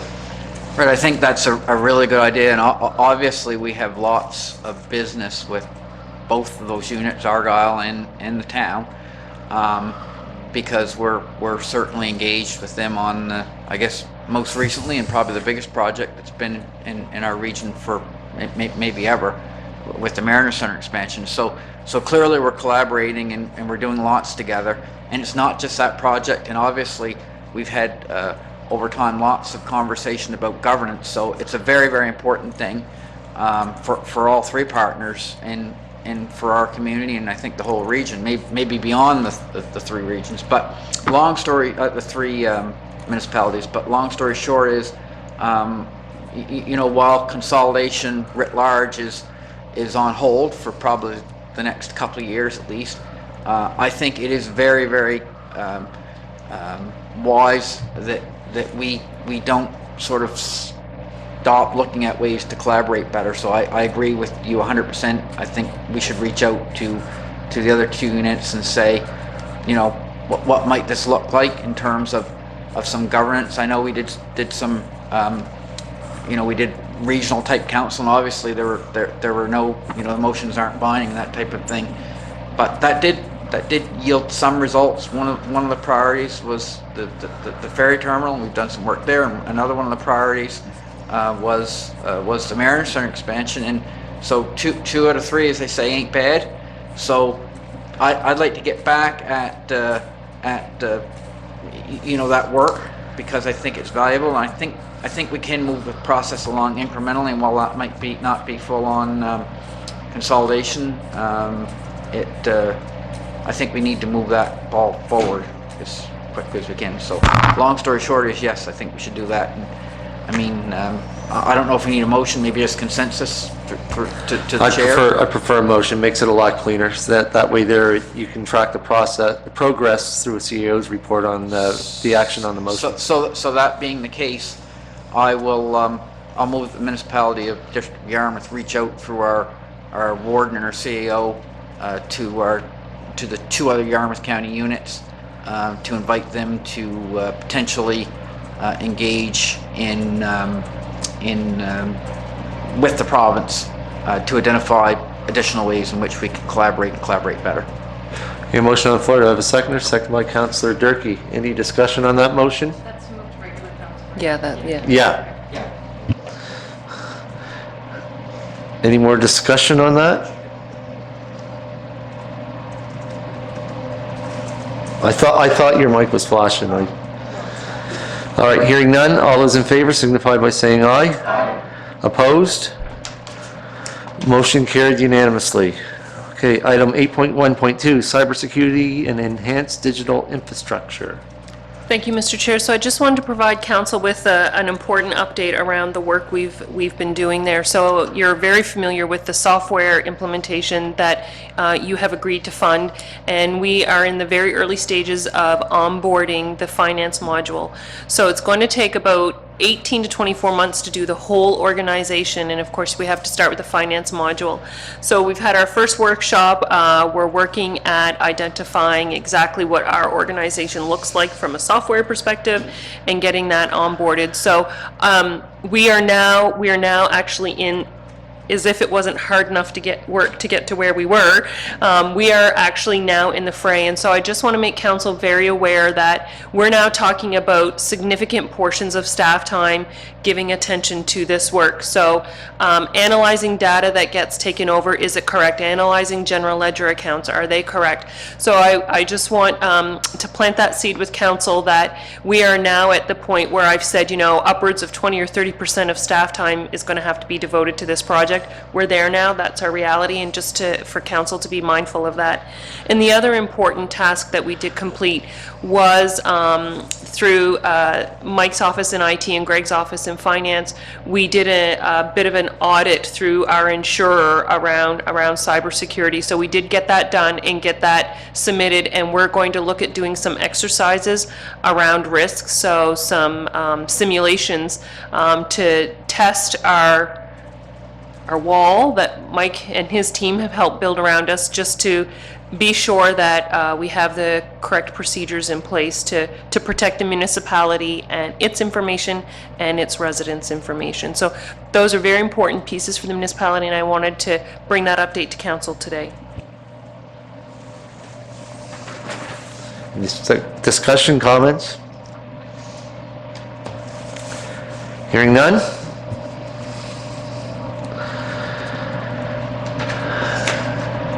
Item 8.2, Property Cap Assessment Program, continuing conversation. Thank you, Mr. Chair. So I really don't have anything for action for council. This is just picking up where we've left off on the conversation around CAP. Earlier in the year, a motion was made to table this item until after the Nova Scotia Federation of Municipalities meetings this fall. The resolutions did not change this fall, so CAP does remain on the slate of resolutions. Two documents that are in your package today are more background information in terms of a discussion sheet and what a draft phase out of the program could look like. I'm suggesting to council that there's probably no political appetite to deal with this at this time. I can share with council that because of the real estate activity and the way the program is designed is when a property that qualifies for this program, when it changes hands, it comes out of the program and the new owners have to wait a certain number of years in order to be readmitted to the program. So we've had a lot of property come out of the program and be assessed at market value based on the Assessment Act.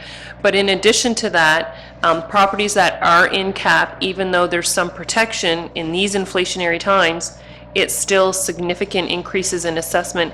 And so properties inside the CAP program across the province of Nova Scotia are going to see a 7.7% increase in their values inside the CAP program.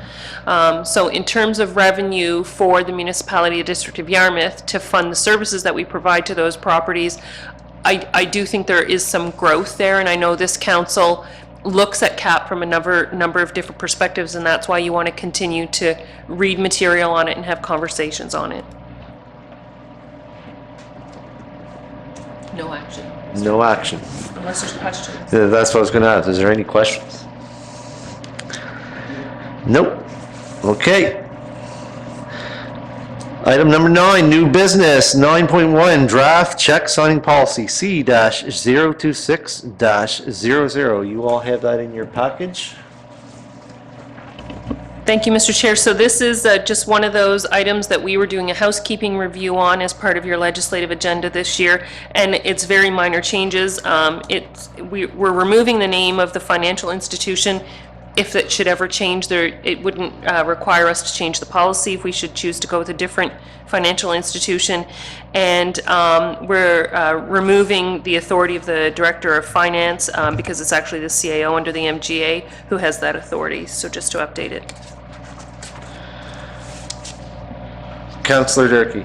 Thank you, Mr. Chair. I'll make a motion that we forward to regular council the amendments to the check signing policy C-02600, or that we approve the amendments. Sorry. And so, Mr. Chair, just before it's seconded, so this would have to wait until the new year because of the 7-day requirement. Okay, a motion on the floor. Do I have a seconder? Second by Councillor Nick Hilton. Discussion? I do have one thing in this regards, and it's not a big thing. I don't think your microphone is on, Mr. Chair. Yeah, it is. Oh, okay. Yeah. Speak into the mic. Maybe I'll speak louder. Signing authorities of the municipality bank accounts. Nowhere in there does it say that, say for example, I am a signing authority for the municipality district of Yarmouth. I should not be signing my own checks, which I don't. It's my own personal practice. Should that be put in there? And what's council's thoughts on that? There is only 4 of us. If one of us is on vacation or anything like that, I personally refuse to sign my own check.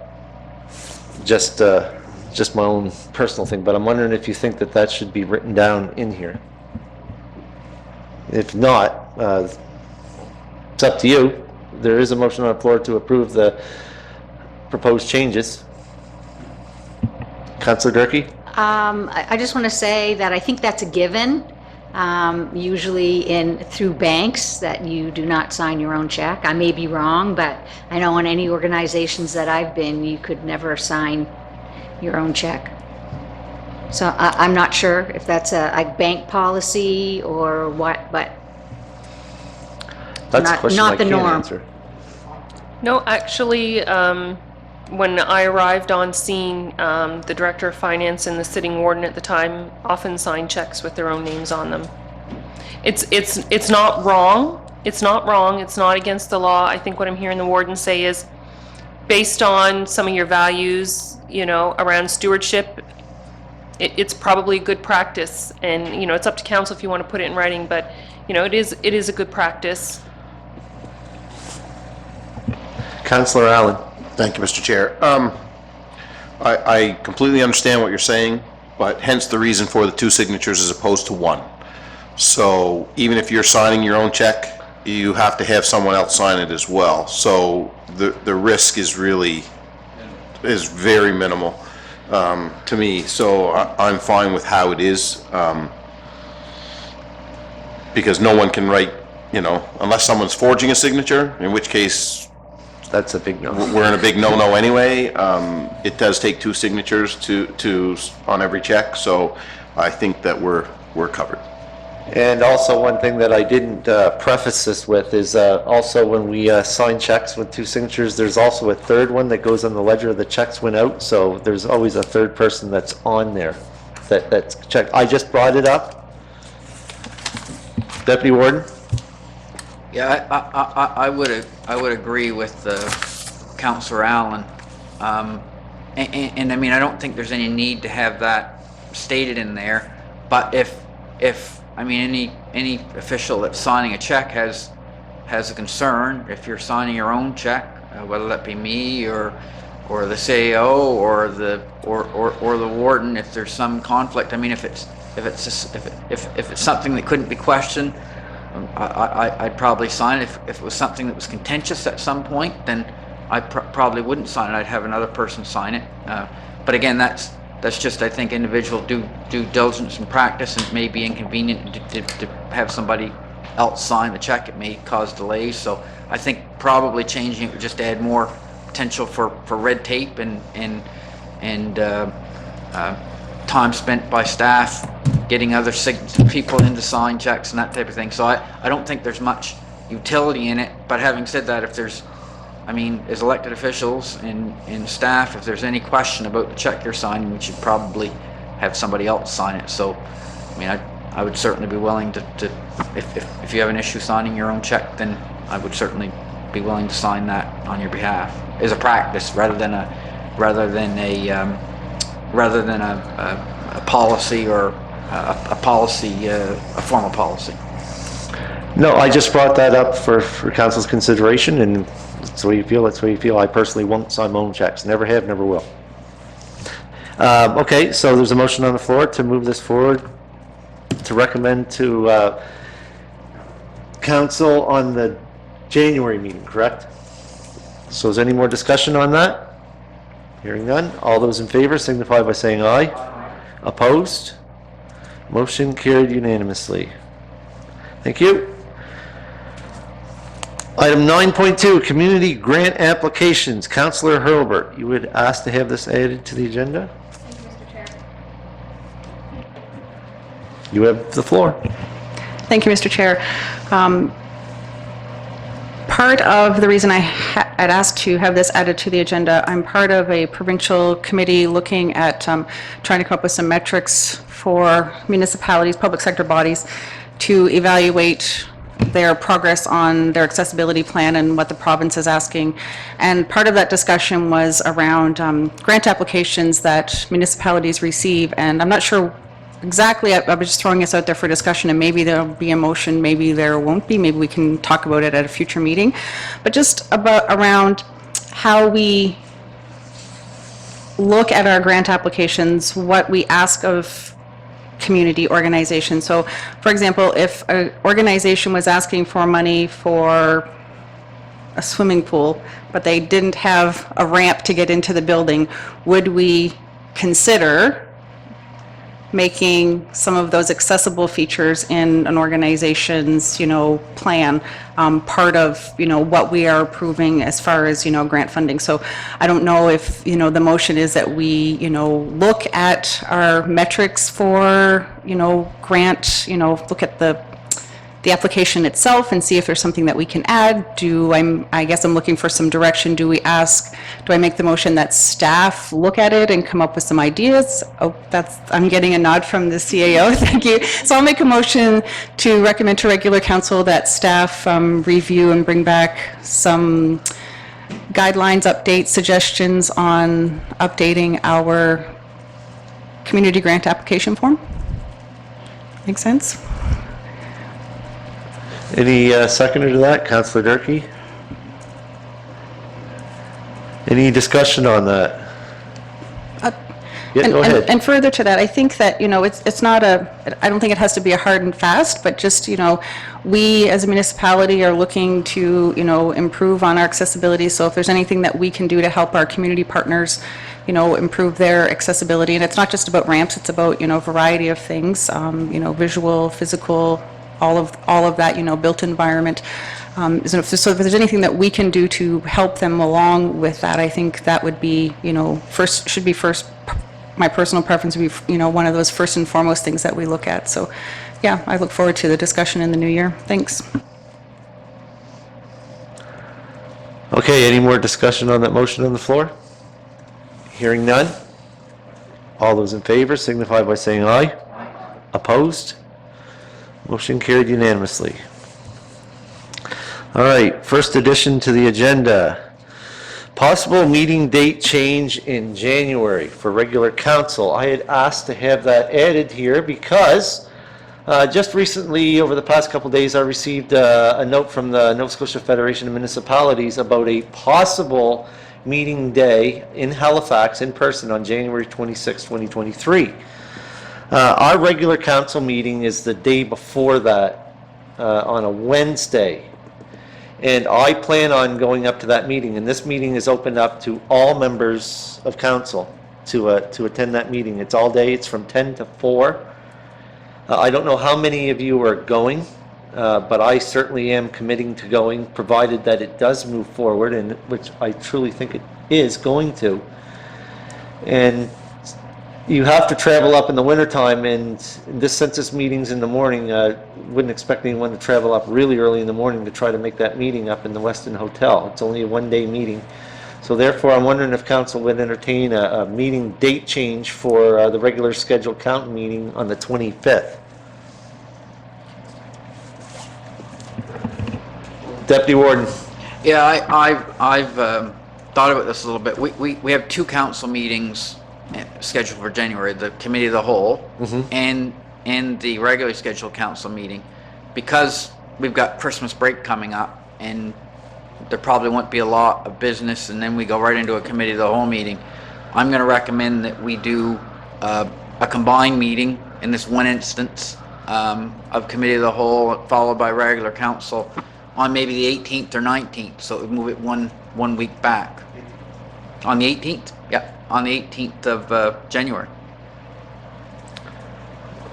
Okay, I'll wait to hear some discussion from more members before I you could make that motion now, of course, but just... I'll make the motion, then that we can debate it. I'll make the motion that we hold a combined Committee of the Whole and council meeting on the 18th of January to supplant the regular Committee of the Whole and the regular okay. council meeting. So motion on the floor, second by Councillor Nick Hilton.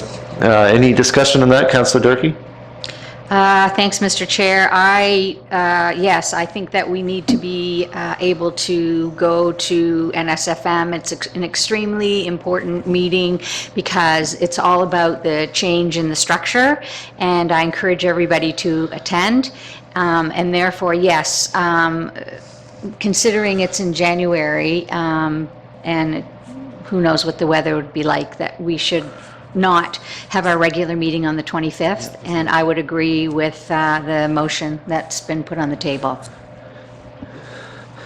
One more thing before I open up the floor to Councillor Sherry Hurlbert. Yes, Councillor Durkee is absolutely correct. There was 7 recommendations that come forward to all the members of the NSFM, which is all councillors and mayors, wardens, deputy wardens, to the NSFM to vote. We had a special meeting which was done via Zoom. We only got through one of the 7 recommendations, and it was awful, and that's the reason why they're calling this meeting up in Halifax to have it in person. And it, as you can see, is from 10 to 4. It's in our correspondence. Councillor Hurlbert? Thank you, Mr. Chair. Was there a motion, in the motion, was there a time, or are we just anticipating it will be a 2:30 start? 2:30? I was anticipating as a 2:30 start where we're moving the committee of the whole, be the same as today. So we're not having committee of the whole on the 11th? Is when we normally would Correct. have committee of the whole, the 11th, and then the 25th, we would just have one the 18th. Correct. And it would start at 2:30. That was my understanding of the motion Okay. put on the floor, No, unless that's I'm fine. misunderstood. No, that's good. All right, is there any more discussion on that motion? Madam CAO? Thank you, Mr. Chair. So just a question for clarification. So there will be 2 agendas. There will be your standard committee of the whole agenda. Likely we'll build in a recess, and then there will be a standard council agenda. So just so we're clear, it's a day where we do both meetings, but it's not one agenda mashed up. It'll be 2 separate agendas. Am I Correct. understanding that correctly? Yep. Okay. Okay, is there any more clarification or discussion on the motion on the floor? Hearing none, all those in favor signify by saying aye. Opposed? Motion carried unanimously. All right, there's 4 more additions. Item 9.4, 100 meals. Councillor Hurlbert, you had asked to have this on here. You have the floor. Thank you, Mr. Chair. I would like to make a motion that the municipality of the District of Yarmouth contribute $500 and our council time to one of the 100 meals that takes place within our community. It does happen within the town of, sorry, let me just make that motion. And I'm not sure where the money will come from, but I have asked what the average price would be, and it's about $500 per meal. That's a motion to recommend to regular council. A motion to recommend to regular council of a sum of $500 and councilors' time. No, I'm just trying to make, We need some support. okay, We need people to do the work, so, yes. a motion on the floor. Do I have a seconder? Seconded by Councillor Patty Durkee. Any discussion on that? Councillor Herbert, you still have the floor. Thank you. And I know that this does happen within the town of Yarmouth, but there are a lot of we do support that happen within the town or that would be perceived to be town events. I know that in past when 100 Meals happened, I attended and helped volunteer through another organization that I'm with, and you could see a lot of municipal residents who took part in that. So I think that, you know, one small part of what we can do is to help. And when I say if the $500 is what the average would be, we would have to find a location, we would have to find people to help. That would normally be the people, like when I volunteered with NSCC, it was the staff at NSCC, and NSCC footed the bill, so we'd have to kind of work out some logistics. The schedules for January, February, March haven't been decided, and it doesn't have to be necessarily decided today, but in order to be put on the list to make a difference, I think, in our community, I think it's, you know, a small gesture of something that we can do. And I guess I can't make a motion that we all show up, but we have to figure out how we're going to pull it off. Well, it might take more than us. Councillor Durkee. Thank you, Mr. Chair, and thank you, Councillor Hurlbert, for bringing this up. I have assisted with 100 Meals in the past, and I can tell you that the majority of people that attend that has actually come from the county. It's quite interesting. I do know that the mayor has signed up for all of the Sundays, and so she'll be looking for groups of people to maybe take over a Sunday at Beacon, where you go and go to Beacon and we decide what we want to make, and we make it and serve it and etc. 2 issues. One is it has to be done in a kitchen that has been approved. So health, that's first of all, because other people have tried to do it in other locations. Knights of Columbus is another one as well. You can possibly do it there. So there are health concerns that are required in order to participate in the 100 meals, and I know it just benefits everybody, so I'd be happy to support that. And I'll help. I'll roll meatballs. I rolled 700 once. Councillor Cushing. Thank you, Mr. Warden. And Councilor Durkee alluded to it, but if we're looking for a place to host this, I can make that arrangement pretty easy. Okay, if we're looking. I have one quick comment on that. I would prefer that this would happen in the municipality district of Yarmouth. There's a bunch of health inspected kitchens that are around the municipality of Yarmouth. I do believe South Ohio is. I do know the Carlton Fire Hall is, and I'm sure there's some others. I'm not sure about the Greenville Hall. I would prefer this event happen in the municipality district of Yarmouth because it would gain greater outreach, especially happening during the winter season. That is my only concern. I think it's a great idea. I think it should happen in the municipality. Just my own personal opinion. Councillor Hurlbert. Thank you, Mr. Chair. So in talking with a representative at the town, if we support the 100 meals, that has to happen within the town, and I'm not sure why, but they said that. But at a future, and I think Councillor Cushing was alluding to the fact that he has some connections to an organization within the town that we could actually host it, so we wouldn't have to use Beacon or find another location. But further to that, I was going to send an email after this, if this goes through, to may have a discussion in January about how the municipality can and maybe host their own event within the area, kind of like Argyle does for their rec department, actually puts on seniors meals of like soup and sandwich. So, I think that out of the gate, if we participated in this and kind of got a feel for what it took to pull one off, then my thought was that in January we could have a discussion at council on how the municipality can do one within their municipality to, support any resident, but, our residents as well, so. Councillor Durkee. I know why 100 Meals has to happen in town, and it's because we're trying to serve not just Yarmouth County residents, but town residents as well. And there are a lot of residents who come and have no transportation, so they wouldn't be able to get to as part of the 100 Meals. It's for everybody. People from Argyle come as well, but there's a lot of folks in the town who could never get out to Carlton or South Ohio, and that's why as the 100 Meals program specifically has to be within the town limit. At least they have a bus for some people that can access it as well. Well, there's also people that can't access it out in the municipality as well, so I will mention that. Any more discussion on the motion on the floor? Hearing none, all those in favor signify by saying aye. Aye. Opposed? Nay. Vote is 6-1, motion's carried forward to regular council.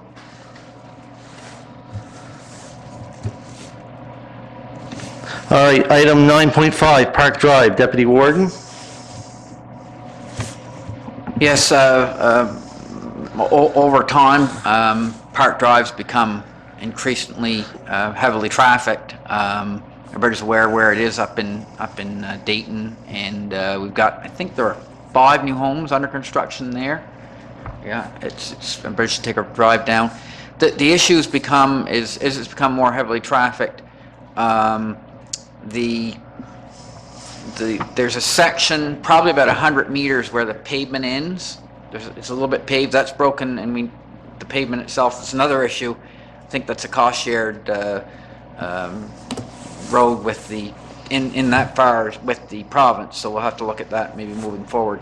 But the more important and immediate piece is the potholes are really, really deep. I was there. Got a 4-wheel drive truck. I hit one. I bet you it's like 6 inches deep. So you know, our staff's done, I think, a reasonably good job up to this point of filling the potholes periodically. Most of the road is in reasonable condition.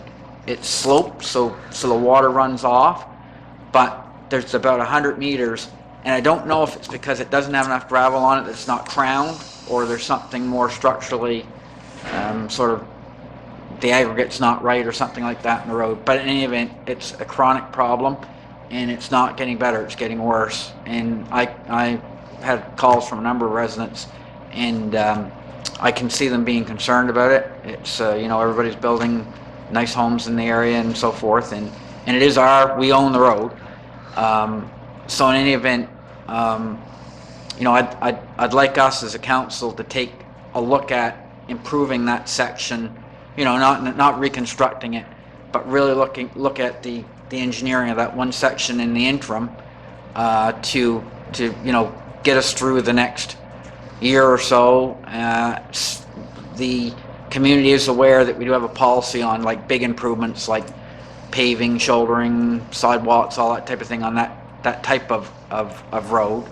But again, I think we really do need to redouble our efforts. We've got some practices and policy around that, but I don't think they're necessarily adequate now given the level of traffic. It's potholing quick, and I don't think we're keeping up with it. So perhaps through the chair to our CEO, perhaps we could have a conversation, or your point of view on the issue. I mean, it has changed substantively over the last few months, so I don't think we've really been able to do anything about it over the last few months just because the situation's changed so quickly there. But the traffic count is, I'm sure, very, very high now. Yeah, go ahead. So thank you, Mr. Chair and Deputy Warden. So quite right. I mean, that the particular area at the top of the hill of Park Drive has always been the most problematic area. I just think that conditions haven't deteriorated as quickly in the past as they do now after we do a grading or we do a pothole fill. So there are a couple of issues. The Deputy Warden is quite right. Traffic volume, traffic speed. So the road, even though that's a sharp corner, the road is very wide. So drivers can take the corner at probably maybe a little bit faster speed than maybe what they should, and that doesn't help. And then there's also a lot of water that it begins to head down the hill towards the lake at that area. So, you know, I had a conversation with engineering earlier this year about, you know, we need to understand, you know, what's going on underneath the surface of the road there to wash it out. So, you know, I do think it's good asset management for the municipality to at least learn more about what's going on there and what your options are. It's not necessarily that it needs to be paved. It could be to do with stormwater management. Might alleviate the problem. So, you know, we had that conversation about proposing that in the next fiscal year to take a look at that from an engineering perspective and see if we can find out better what's going on. Councillor Cushing.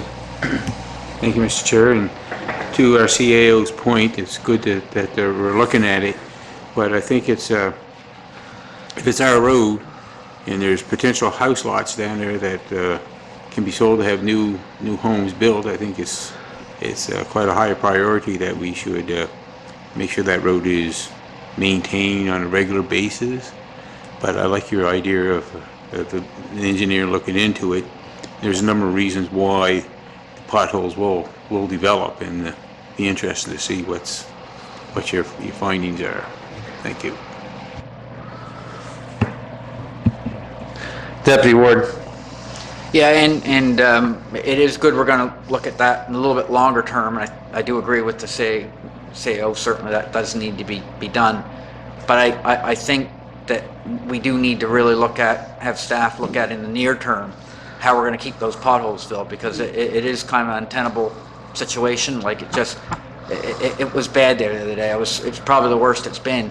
So I mean, I don't know if it's, you know, instructing staff to you know, look at that, you know, on a weekly or bi-weekly basis, and to make sure, you know, when they appear, I think they do need to be filled, because it's an issue. So I'll leave my comments at that. I'm guessing that it's not only running down the hill.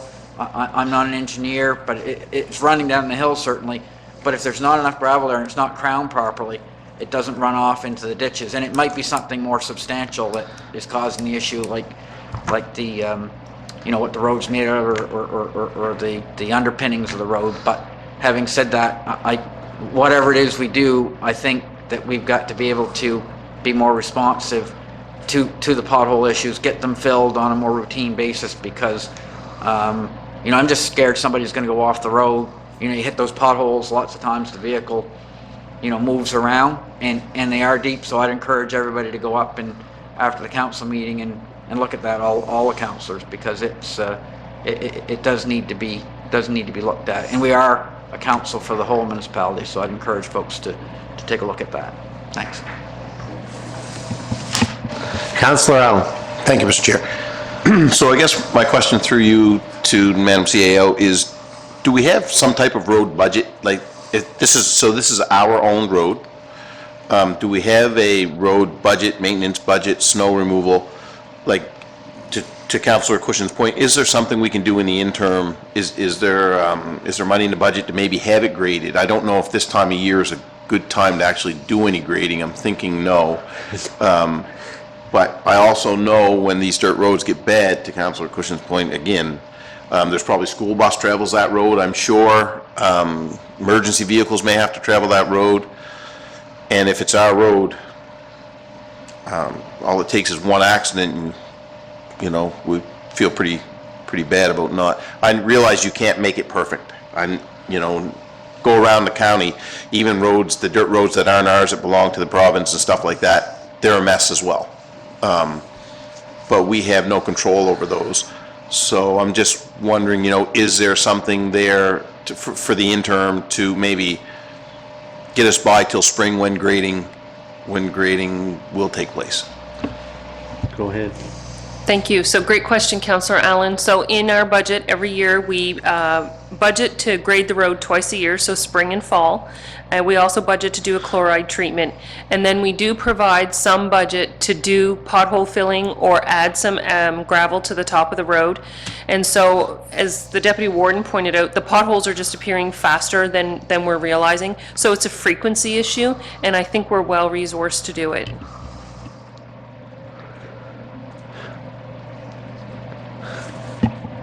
Councillor Cushing. I'll make one comment, probably I might get myself in trouble with it, but we have the equipment that we can do it ourselves fairly easy. We do have it. We don't have to hire a grader. We've got the equipment that can do it.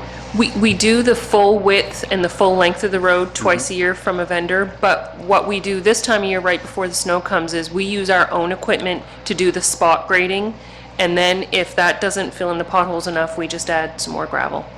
Yeah. I'll leave my,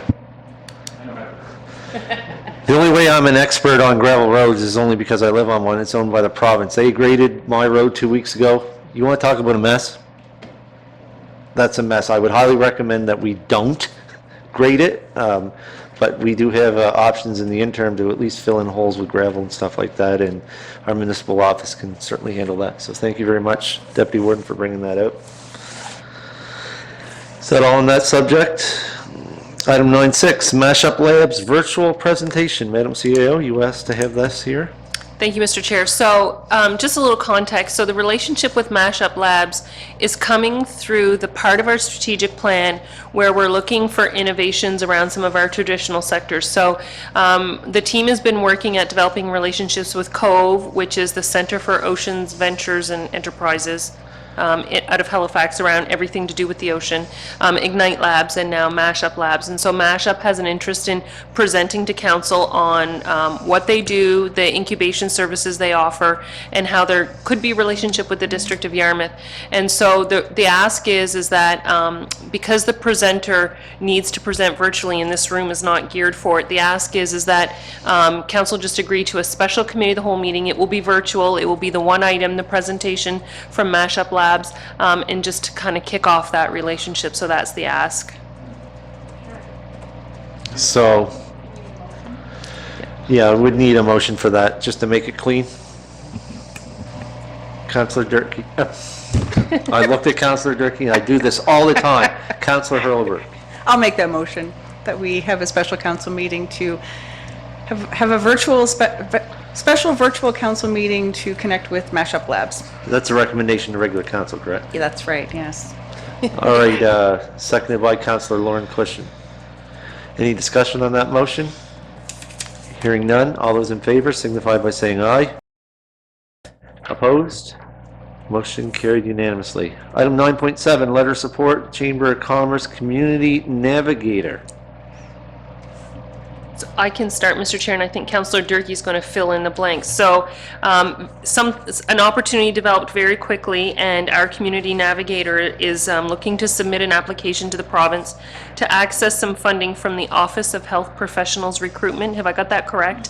Okay. Yep. And what that money is intended to do is to kind of put deeper roots for the health professionals that come to our community. So to fund activities that help them make stronger connections to our community.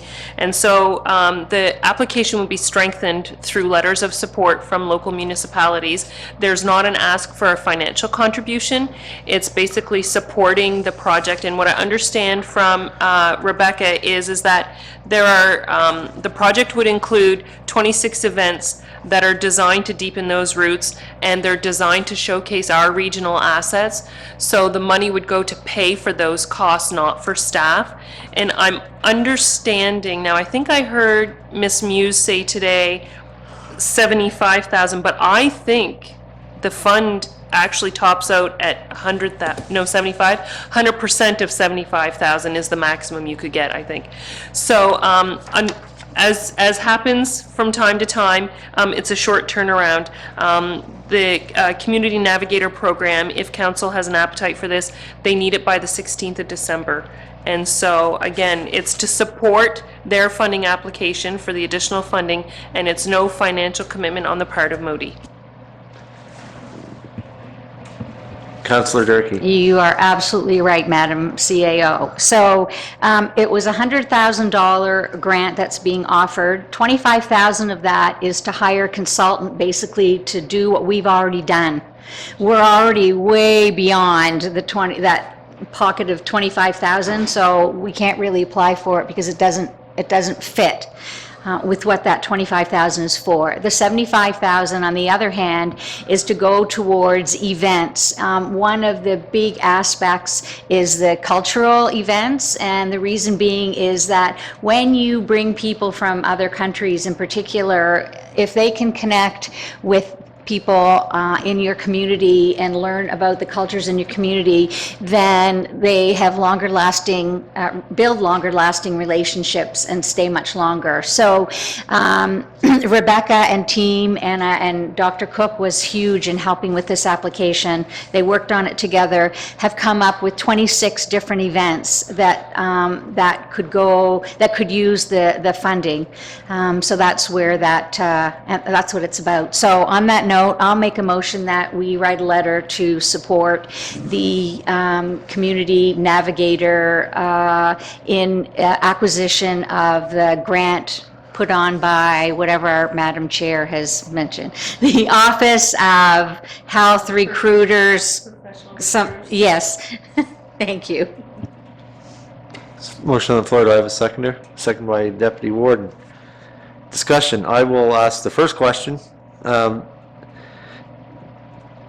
I'm kind of confused because there's a letter of support for the Chamber of Commerce to move forward with this application. Is this duplicating or enhancing the previous request that we got from the Community Navigator position from the Chamber of Commerce? I think it augments that budget.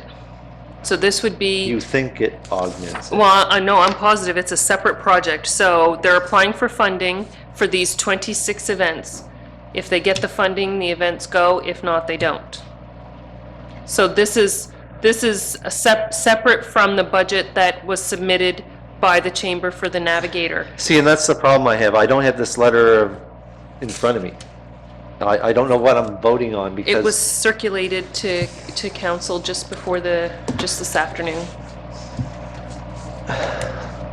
Councillor Durkee. Thank you, Mr. Chair. This is totally new from the provincial government that they're offering this money. And again, it was a fast turnaround. They had a couple of weeks to put together a proposal and come up with all the actual events, because that's what it's actually for. It's for specific projects. It's not money that goes towards the community navigator position whatsoever. So what it will do is, in the past, there was $25,000 that was given by Communities, Culture, and Heritage that we applied for and we got, and that was for events and used for events. And this, they're not offering that anymore. They're offering this position, and no, it does not have to do with the budget that was already presented to you.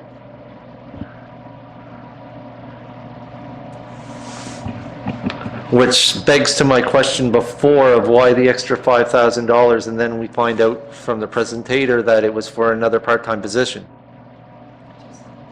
So am I confusing something here? Yep, you are. So this is completely separate from the core program that the Community Navigator does. What we heard from Ms. Muse today was there's more work than one full-time position. So additional revenue from the core program will help offset part-time help. This is money just to pay expenses to help medical professionals build roots in the community. There's wages are not an allowable expense in this program. It is just to pay the expenses. So let's say, for example, we have a health professional that is interested in learning French in the community, and there's a fee for that. This program could allow those registration fees for those French language lessons as an allowable expense. So it's all about paying the cost for health professionals to do activities in our community to help with retention. But what I heard from that presentation before is they needed help with the community navigator to put forward the things. So from my understanding, that position, that part-time position there would be to administer this program, correct? No. The core program has more work than one person can do.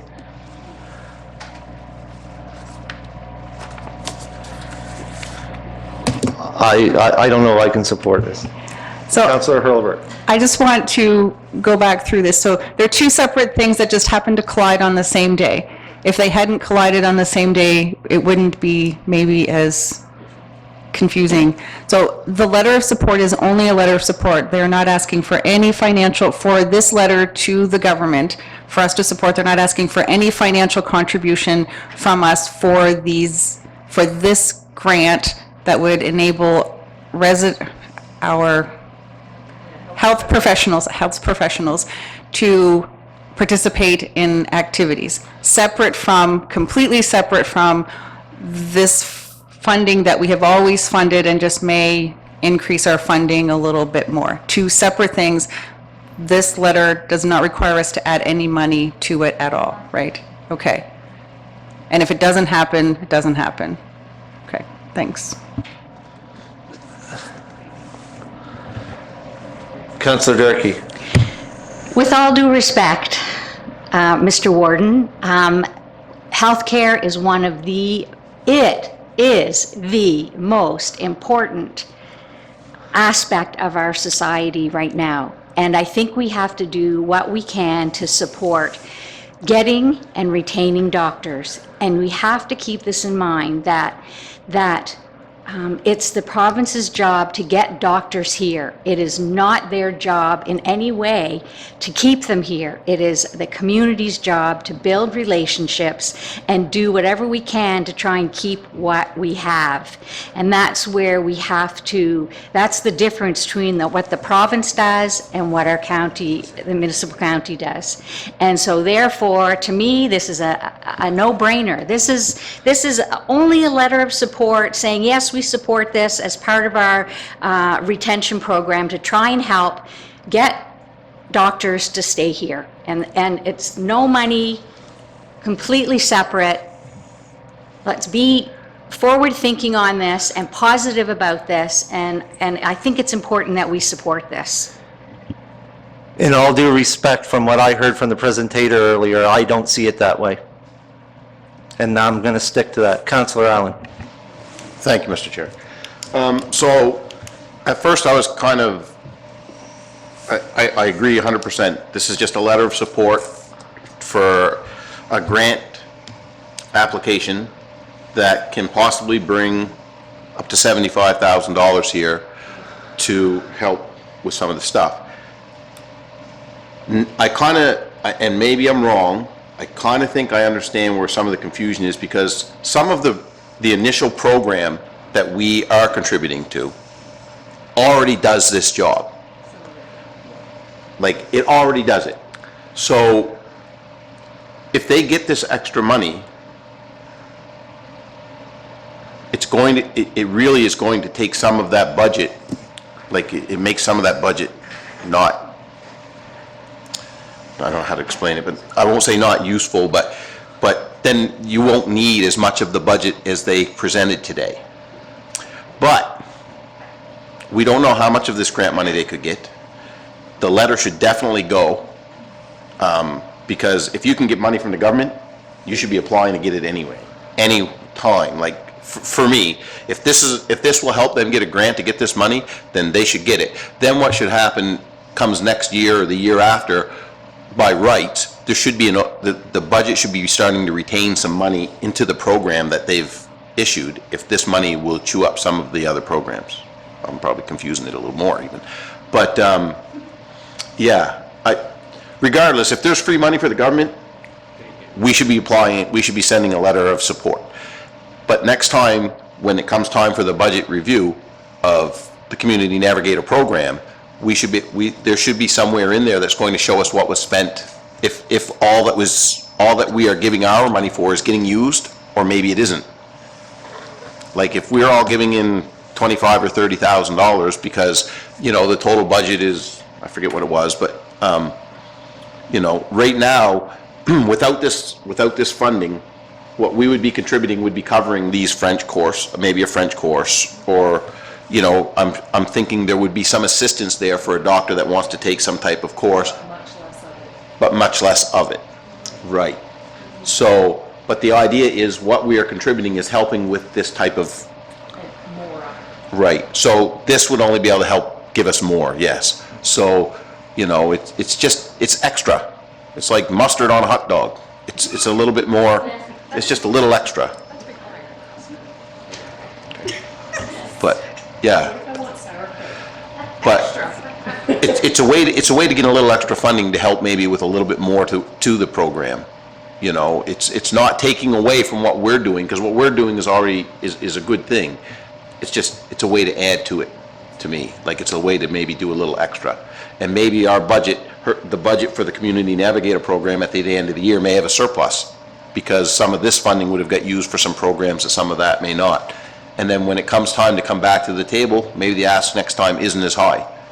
Or maybe it doesn't have to go up, you know. But either way, if there's free money that the government's offering, we should be definitely supporting.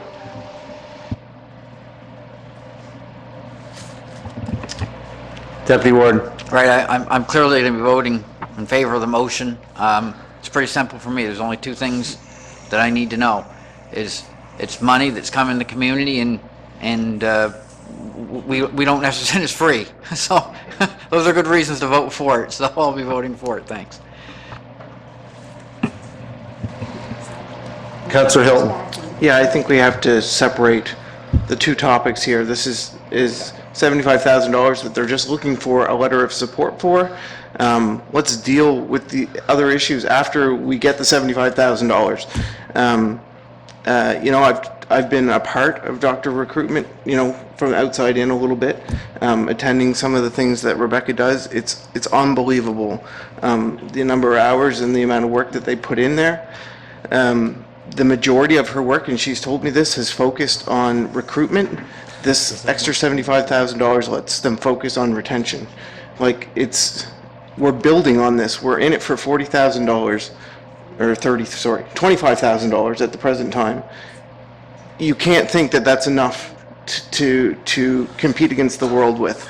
So yeah, this number is probably going to go up over the next few years. We need to be supportive of that, and if we're not supportive of that, you know, it shows our partners who have already given more than they were asked for that we're really not on the same page. Didn't say I wasn't supportive of the motion. I said I was just trying to figure out on where it was just coincidence that both of these come up on the same day. All right, I heard the question call for the motion. All those in favor signify by saying aye. Aye. Opposed? Motion carried unanimously. Item number 10, in camera. I need a motion to go in camera. Moved by Councillor Lauren Cushion, seconded by Councillor Daniel Allen to go into camera. All those in favor signify by saying aye. Aye. Opposed? Motion carried. All right, everyone, this committee of the whole is in session. There's no in-camera recommendations. I move for an adjournment of the committee of the whole. Moved by Councillor Sherry Hurlbert, seconded by Councillor Daniel Allen. Motion on the floor to